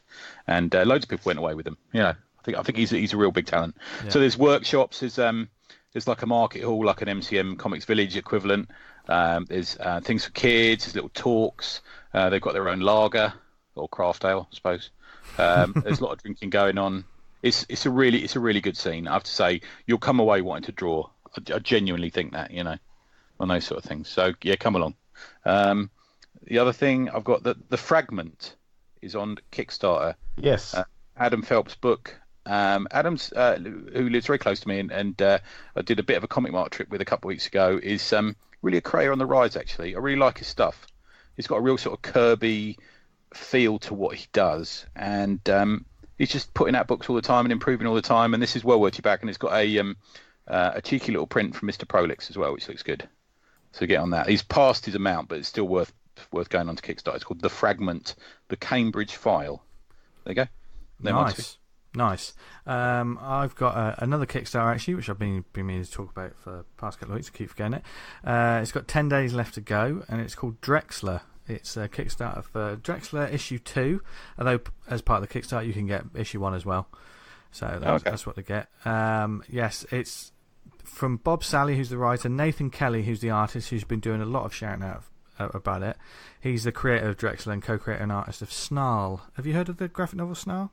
I haven't. I know Bob Sally. I think we're friends on Facebook. Is he American guy, isn't he? Yes. Salvagers, Ogre, and Shelter Division. Right. He's written. Marco Pagnotti, who's a colorist, and HDE, who's letterer. That's the team. It's just a quality book. This was the second time around. It's one of those Kickstarters. They were trying to fund it. They didn't make it first time. Stepped back, cleaned off the campaign, came back with a lower goal. And then, they've made the goal, so it's successful. And it's an American book, so obviously if you're in the States, it'd be easier for you to get a print copy. I've just got the digital. I think this would be right up the street of a lot of the people that listen to this show. The artwork, Nathan's artwork's just awesome. Super nice guy as well. It's one of those things that, when I shout about it or when I pledged, I immediately got a Kickstarter message from him directly saying thank you. Oh, good. I like you in that. Yeah, that's quite nice. So, yeah, definitely check it out. I'm not going to spoil it for yourself. I think the design and stuff's kind of up Down Street as well. Looks very cool. Nice. So, as well as that, I just want a big shout out to Lisa Wood, who's also known as Tula Latte. Is that it? A thought bubble? Tula Lotte. Tula Lotte, yes. Yeah.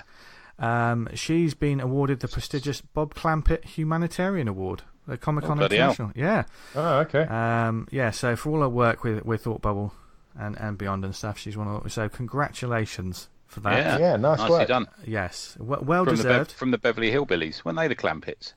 Yeah. I used to watch that when I was a kid. Yeah, me too. Great.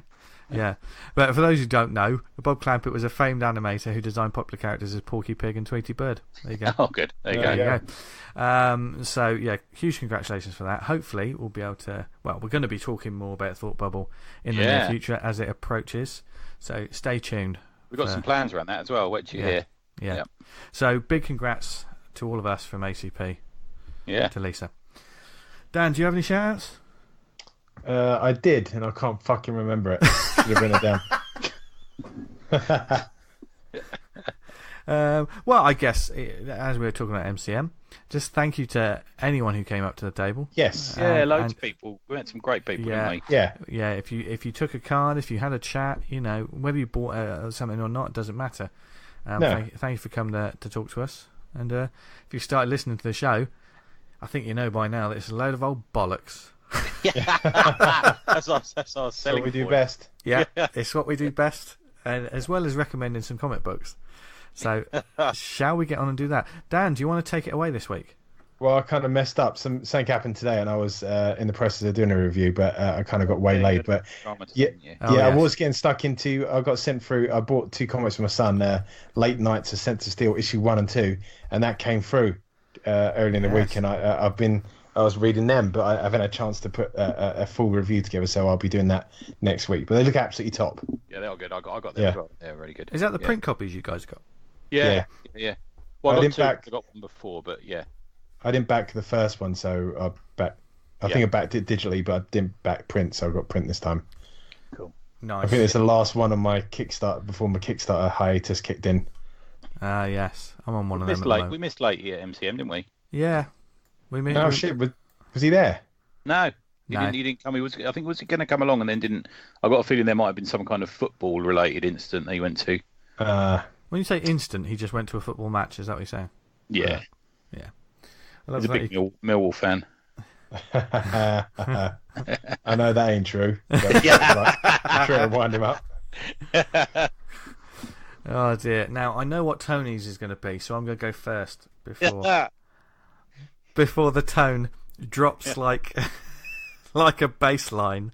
Like a Chinese meal talking about number 2s. Oh God, yeah. Unbelievable. On that Saturday night. I mean, what did you say to me? You turned around and said to me, "Who? You was this basically going around telling stories of like scat, and there was a massive table of people from MCM, like the organisers and." What kind of world are we lived in when I'm the one that's saying this is wrong? This is wrong. Like, this is really grim, or something like that. Yeah, I can't believe we're in a restaurant, and it wasn't quiet, folks. There were some disgusting stories. Yeah. I was the member of the family that was really embarrassed to be around. Chris Ember had a good one about his son. Yeah. In school. That was a great one. Yeah. That was good. No, that was a good one. Classic. Anyway, before Tony's recommendation, my book is one I picked up at MCM, actually. Oh, okay. Yeah, I was walking past Steve Tanner. I caught up with Steve Tanner, and he said to me at one point, "Stop talking to me, and go see the guys from Skies of Fire." And I didn't know what this book was, so I ventured forth and looked at it, and God damn you, Steve, I went and bought it.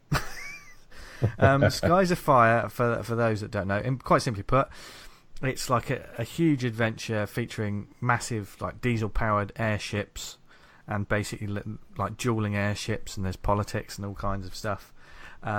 It's not historical. It's clearly a lot of world building happening in these 4. And what I picked up was the collection of the first 4 issues in a nice, oversized sort of hardback that reminded me of No-Brow books. It's even got, the spines of No-Brow books have that sort of material sort of spine to it. Yeah, I love that when they do that. Yeah, and it's got that sort of cover to it. And the cover has like a giant blue airship flying over what looks like a sort of Tuscan sort of landscape, which is beautiful. And that's one thing I will say about this book. It's absolutely fucking stunning. And I finished reading it today, and it's amazing. It's created and written by Vincenzo Ferrero and Ray Chow. Art is by Pablo Pepino. Colours by Brian Valenza. Lettering by Nick J. Shaw and Zach Sam. There's a few other people on board as well that did like variant covers, and someone who did the trade cover. This is stunning. This book, I love it when I go to a show and I discover something that maybe a lot of people do. As soon as I say Skies of Fire, there's probably a few people listening going, "Oh yeah, I've read that. That's brilliant." I knew nothing about it, and it reminded me of like discovering like a Europe comics book. Or like it's that sort of quality of like art and world building, and it's cinematic. It's stunning. There's 4 issues in this book, but in between each issue, there's sort of like there's prose pieces. There's like old timey newspaper articles. There's files. So that there's so much going on. I haven't read all the prose stuff yet. When I read a comic normally, if it's broken up by prose pieces, I won't necessarily read the prose pieces. I'll read the sequentials, and then go back. Does that make sense? Depends what it is, but sometimes I won't. Like an Alan Moore, League of whatever it was, Gentlemen. Yeah. I was like, fucking hell. And some of that with the Garth Ennis sort of Punisher stuff as well. You have those sort of Punisher sort diaries, don't you, in the back? You know, the files. Oh, and yeah. stuff. I've gone back afterwards, and there's so much to look at. You know, because it's not just the same sort of prose stuff as well. There's letters from emperors, because we're talking about like a sort of a regal society, and there's like sky pirates, and there's lots of politics going on, but it's easy to follow, and there's lots of like backstabbing and so good, so good. I wish I could describe it better, but I can't. The only thing I would say, maybe, the only niggle I have is the cover art itself for this collected trade. I mean, it's a beautiful image, but I think it could have been something more striking, a bit more sort of in your face. Oh, you said this to me on Sunday. I remember you telling me about this then. Yeah, I think you're right, man. Yeah. And it's got some sort of variant covers in the back that are absolutely stunning. There's including like the classic sort of, you know, "We want you for the war," that sort of finger pointing poster. Okay. Yeah. There's the main character is this Captain Helen Pierce, who's like a no nonsense sort of admiral kind of person who's running. She's basically gathers together this ragtag sort of ship to go into this sort of no man's land in the sky. So she basically has a load of imperial sort of officers with her, as well as some sort of ne'er-do-wells, and they have to make their airship not look like the traditional sort of imperial airships. They've got to look dodgy, you know, so they can get past everyone else. And there's lots of, you know, so you got the crew don't get on. There's lots of backstabbing. It can be quite brutal in places. It starts off and immediately there's an airship, like the bad guy airship turns up and just takes out lots of people, and it's pretty brutal. When I read it, I thought, butcher it like this.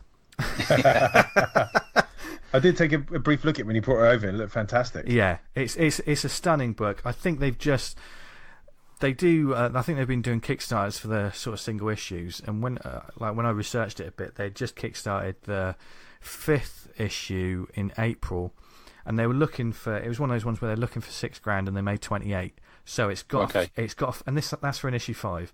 So it's got a following. And it's well worth checking out. You can get the digital issues on Comixology, I see, for like $1.99. I got the hardcover collection from them. If you want to find out more about it, the publisher is Mythopoeia, which I'm going to have to spell for you. mythopoeia.us. Mythopoeia. Mythopoeia. You reckon? I don't know. It's Mythopoeia. That's what I wanted to say, and I said it wrong. Mythopoeia. But if you go there, you'll find some of their other books as well. They've got a book called Glow, which is also looks absolutely stunning. Go check them out, because I met the creators at MCM as well. I think the writer Vincenzo was the guy I spoke to. And that's weird. You both got the same first name. That's all. I always know when I've got posts from you, because it says Vincenzo on the. But in all seriousness, these are great creators who I think we definitely need to speak to in the future on this show, because they just seemed, talking to them as well. I think this says a lot about, you know, convincing me, because I coughed up for a hard cover, and I'm notoriously tight-fisted. Yeah, I'm notoriously tight-fisted, so this was a treat. What do you mean I'm not getting it for free? I'm going to review this. Yeah. Oh, I've got a podcast, don't you know? No, but just within the first 2 minutes, I thought, I like these creators. They're nice people who just clearly love what they're doing, and they love this world that they're building. So that already sold me. So definitely check them out, and hopefully we'll speak to them more in the future. So it's another one of those ones where I think I'm going to have to post some panels. On the group chat as well. I need to see what this looks like properly. Yeah, I really do. Because it's stunning. It's one of those, you know, like a Europe book or a Christian Wildgoose art where the background is just it's ridiculously detailed, and you don't know where they find it. It's that kind of art. It's next level. It's beautiful stuff. Yeah. Well, it's deranged. Everyone knows that. Yeah. Speaking of deranged. What a nice segue. Right, I'd like you two guys to open your WhatsApp and look at the picture I just sent you, if possible. This is happening live on air. This is great, isn't it? I did see that. Yeah, I see you sent a little reply to it when they sort of open-eyed emojis. Yes. Now, that is a picture of Chester Brown, taken from the inside back cover of the Playboy, which I picked up the other day and thought, the Playboy, maybe it's about a gad about town. You know, going to casinos and meeting ladies. It's not. It's a book about masturbation. So I thought I'd review it on this show. The Was it a load of wank? Let's find out. Yes, thank you. Not even planned. We didn't even plan that one. That was good. So it's done in like a paperback format, which I kind of liked. I liked that it's maybe like a sort of manga format. It's like sort of the size. The cover's sort of, I hate to say bendy cardboard. I'm going to describe it as. So it's got that sort of, you can almost roll the book up and put it in your back pocket. But it's the size of a thick paperback pulpy novel, which I kind of liked. It's $10.99. I bought it in Gosh. It's 224 pages, black and white, and it's from Drawn and Quarterly. Now, the majority of this came out in the 90s in comic form, but there's some extra stuff, some annotations, there's some extra bits in the back that weren't included, and there's an extra tiny bit of story at the back, which is so it's a trade basically when you think it like that. It's a trade. It's from Yummy Fur, all the series. So the Yummy Fur came out literally 20 years ago. Now, do you remember the book I previously reviewed about by Chester called Paying for It? Yes. Which was a series of he had documented all his experiences with many, many prostitutes over the years. Yes. And he was a big fan of prostitutes. So it is painfully, it's just read it and it's like, oh God, who is this guy? It's almost like that, Okay. And I think you will witness that the picture of him, he doesn't quite look sane in that picture, does he? No, there's a kind of, I imagine that like the central insert of a kind of a book on a serial killer. Yes, a little bit. Yeah. No offense, Chester. Yeah. So I'm about to give you an incredibly good review because I did enjoy it, but it is very, very strange. So almost to the point where I find it almost self-destructively honest. Okay. You know what I mean? Yeah. So it starts in 1975 when Chester was in his teens. And he is obsessed with Playboy magazine, which is where the name of the book comes from. And so he goes and buys one. He buys his first one. But throughout the story, what he's got him as travelling through his life, but it's being commented on by a small version of Chester who's got like little bat wings and flies around the pictures talking about what's going on. It's one or two images on a page, and that's how it's done. Some of the images are actually quite small on the page. Sort of central single images, and I'll talk about a couple of them in a minute. But it's about him being obsessed with Playboy, being obsessed with making sure that nobody finds out he buys it or reads it, and basically about him whacking off. That's it. But accompanying those is the emotions that follow him around with this. And he's quite a reasonably dark individual. He does buy his porn magazines, not like us. Well, we used to find them in railway sidings, Or in a bush. Yeah, and in a bush, and he gets real sort of shame, and he's really embarrassed about it all. But he's very sort of OCD driven around it all, to the point where he remembers the date that he buys. Even when writing this comic, he remembers the date that he bought books and which issue they were and stuff like that. So kind of like a comic collector, I suppose. Be warned, if you're going to read it, it really does go there.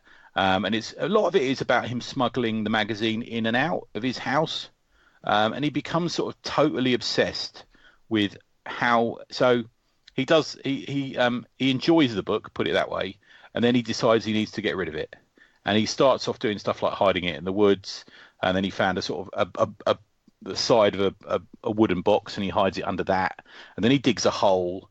And then he tries to burn it, but he discovers that he can't burn it because it leaves the spine. So he's afraid that his family will find the spine of a porno magazine in the ashes of their fire and stuff like that. And he's totally obsessed with it. There's a couple of moments where he's got rid of it in the woods and he's worried that he's being watched because he realised that he's getting rid of it near an old school teacher of his old school sort of thing. But he also feels very sort of disgusted with himself.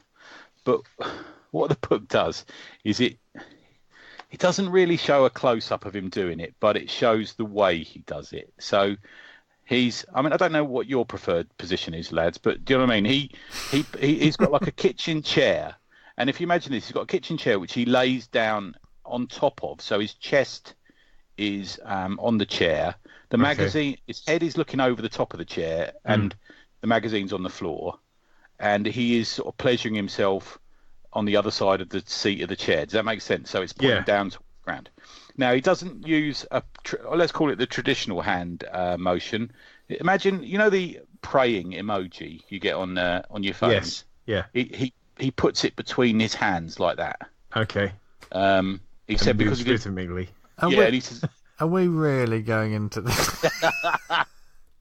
And he talks about that later. There's a lot of annotations in the back, and he talks about it. And he says, I didn't really know how to do it until someone did the motion as sort of to exaggerate a sentence, or say he was a bit of a wanker, kind of thing, like we would over here. Chester's American, but he does that, and then he realised what he was doing wrong for all these years, and he's totally compulsive around it.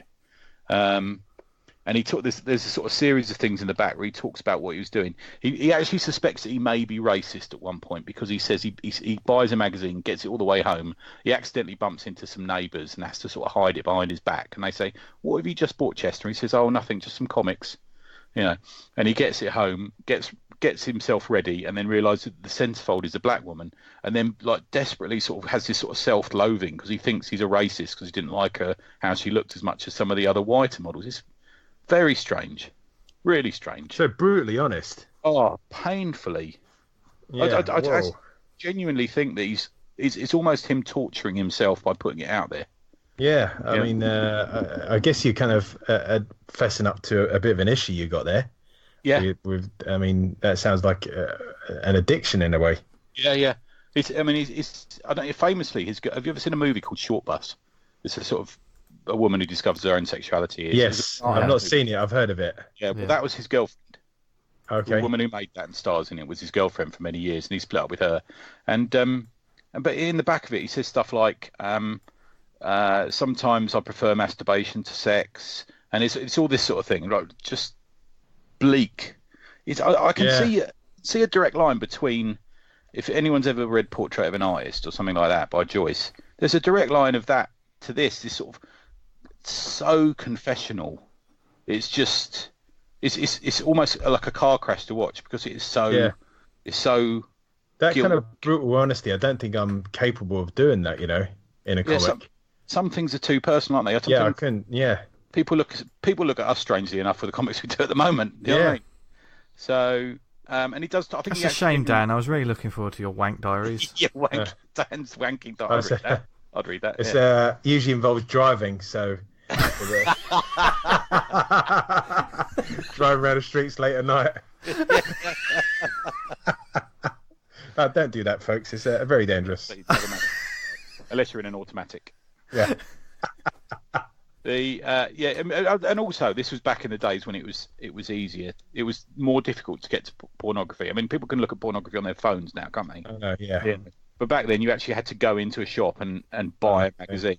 And it was like, is it Bananas, that Woody Allen film, where he goes in and he buys one porn magazine and two other magazines. He puts them between them, and then he goes to the counter. It takes ages to get served. And then the bloke behind the counter goes, "Hey, Joe, how much for Big Boobs Monthly?" Like that. I had to, back in the day when I was doing a paper round, I had to deliver one. Did you? Yeah, it was in like the bag, like it had a bag, and the only thing you could see was like, if it was like a square where the price was or something. Right, okay. So there was no ripping it open and have a quick gander at that. But, is that what you call it, Dan? You call it a gander, do you? It's quite brazen to have it delivered by a paperboy. I mean, that slipped in with the Sunday Times or whatever. I could imagine that person was single. Let's face it. Yeah.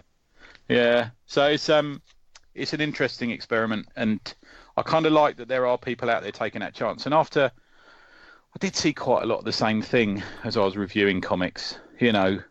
I wanted something that had a bite to it, and I think that's one of the things that I think lacked in some of the comics I reviewed. Yeah. There was no real edge to it, and I think I went almost the other way and wanted something that was just edgy, fucking brutal. Yeah. And that's kind of where I went with it. And Chester's famous for this. He's famous for being a very strange. Yeah. I mean, you meet Daniel Clowes. Daniel Clowes is actually quite a nice, friendly, vaguely normal-looking guy. And you have a conversation with him. You have this like very interesting conversation with him. But his comics are fucking freaky. Yeah. But I don't know what it would be like to meet Chester when I know so much about him after reading Paying for It and the Playboy. It's a weird one. I do recommend it. I sort of went backwards and forwards on whether I would say I'd recommend this, but I do recommend it. Now, if you listen to this, you know what you're getting. Yeah, exactly. Yeah. Yeah, it's and it's not badly drawn. There's an underground comics feel to it. It's not overly drawn, but he knows what he's doing. He can draw, and there's a couple of examples in the inside covers. He's done more realistic drawings of the women in these magazines. There's no like huge amounts of nudity in this book. It's not like that. That's not the point. But and they are very well drawn. They're like paperback cover, 1950s sort of paperback cover faces. Yeah, gotcha. Sort of super glamorous, sort of cool retro thing going on with them. But yeah, it's interesting. So it's from Drawn and Quarterly, $10.99. I got mine in Gosh. It's one of those table books in Gosh. It's worth a look at. Yeah, I think I actually prefer this to paying for it. Actually, I think paying for it is just too long. The torture goes on too long. But this one you can read it in an hour easily, I would say. That's my one. And speaking of the torture going on too long, don't worry, folks. This episode's almost over. No, of course. Plenty of great comic books for you to check out as always. As well as it was just nice to talk to the lads properly away from a convention. One subject we didn't get into, just thinking about it, was the effect of the MCM show and the kind of waves of negativity coming out that affected the kind of the community as a whole. Because we've had messages about people who weren't even there and like They're feeling it. Yeah, the feeling of like, oh fucking hell. That was really interesting. I found that. Yeah, and I think you can see MCM as a reflection of the industry in a way, but I don't think you should do. No, I don't think it's so divorced from that scene. I think. Especially, I mean, we've seen firsthand, like whether it be comic events, small events, big events, these little one day turn up in a comic book shop, or like something as silly as just a drink and draw, or our 200th or something like that. All of these events that just inspire you. Just that passion and energy is there. There's always going to be something. There's always going to be something that will inspire you. So even if you get knocked down by an event because it wasn't quite what you thought it was going to be, just keep going to the next one and keep making comics. Yeah, and I think for me the next one is ELCAF. It's a whole different ballgame. Yeah. And then after that I'm going to MacPow, and then after that I'm going to Glasgow. None of them will be the same. No. Yeah. No. So. No. Yeah, but they're all going to be awesome. Yeah. Yeah. There you go. It's not about how hard you can hit, it's about how you can get hit and keep moving forward. That quote. Who's that from? I don't know, but I think he absolutely murdered it. Yeah. Is that from Anthony Joshua? Oh dear. Yes. So thank you for listening, folks. Like I say, we've had a competition this week. We've had a real reflective debate.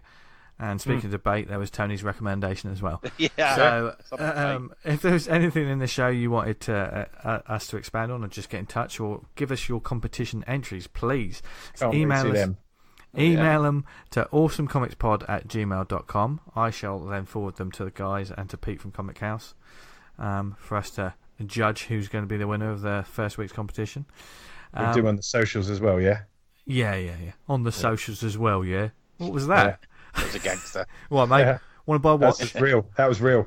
That was real talk. Butcher doesn't do anything else except real talk. You can follow us. That from Bill Mayer. Oh God, don't start him. Anyway, you can follow us on Twitter @TheAwesomePod, where we'll be posting up future guests. We've got some guests lined up for the next few weeks. So we haven't. Apart from Tony's going to be at ELCAF, but me and Dan haven't got a show for quite some time. So we just come see me if you're at ELCAF. Come say hi, because I'm going to be on the table a bit, selling the books, but I'll also be wandering around doing interviews and stuff as well. Lovely. So so follow us @TheAwesomePod, where who knows, we might do a poll. No, we probably won't for a little bit, but sorry, Tom. If you do the Book of Faces, go to facebook.com/awesomecomicspodcast. Likewise, if you do groups on Facebook, join the group Awesome Comics Talk, because there's no hard selling of anything there. It's people talking about comics, about making comics, going to conventions. Lots of great discussion there as well. It's no bullshit, which is one thing we're very pleased about this group. It's the best one on Facebook. In fact, it's the only reason I go on Facebook, really. Thank you for listening to us, whether it was on the website awesomecomics.podbean.com. If you listen to us on iTunes, leave a review, subscribe, helps get the word out and spread the word about indie comics. Also, if you listen to us on any of the networks, whether it be on Spotify, Stitcher, Podnose, Podknife, what other networks are we on, Tony? Well, there's one recommended to me by Chester Brown which says, "Pod, say no to chest enhancements." So if you listen to us there, then thank you very much. That loaded pause. Yeah, that's my favourite bit. Yeah. Yes, so thank you for listening to us. Whether you are a regular listener, a new listener, or basically you just stumbled across us by accident and for some reason you're still listening, thank you very, very much. Where can people find us on Twitter, etc.? Gents, Tony? EZOHYZ on Twitter, or neverendanything.blogspot.co.uk for review month. Have a read. Yes, we'll put a link in the show notes for that as well. So yeah, nice handy link. Dan? You can find me on Twitter at Vanguard Comic, and you can read Vanguard at vanguardcomic.com. I've got the last 2 pages of issue 16 going up this week. This is momentous, absolutely momentous. This next one's going to be a banger. It's going to be a banger. Yeah. I tell you what. Are you playing a game, you two, that I'm not aware of? No, I tell you what, I'm not aware of it either. He's become so street, hasn't he? That's what MCM did to him. Yeah, it's ruined him. Just absolutely ruined him. But you should check out Vanguard because it's absolutely brilliant. So there you go. You can find me.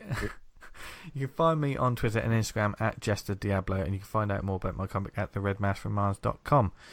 Thank you for listening, everyone. Go forth, have a brilliant. We made it. We made it through MCM. We survived. So now on to the next show. So yeah, like Tony said, say hello to him at ELCAF. Yeah, if you're gonna be there. And yeah, until then, just go forth, read loads of comics, stay safe, and as always, what do they do, Dan? Stay awesome. I didn't put the pressure on you this week, Tony. You're right. I know, it's nice for you. Thanks. I was feeling it though. Oh yeah. Would you want to say it anyway? No. Oh well. Bye everyone. Bye. See ya.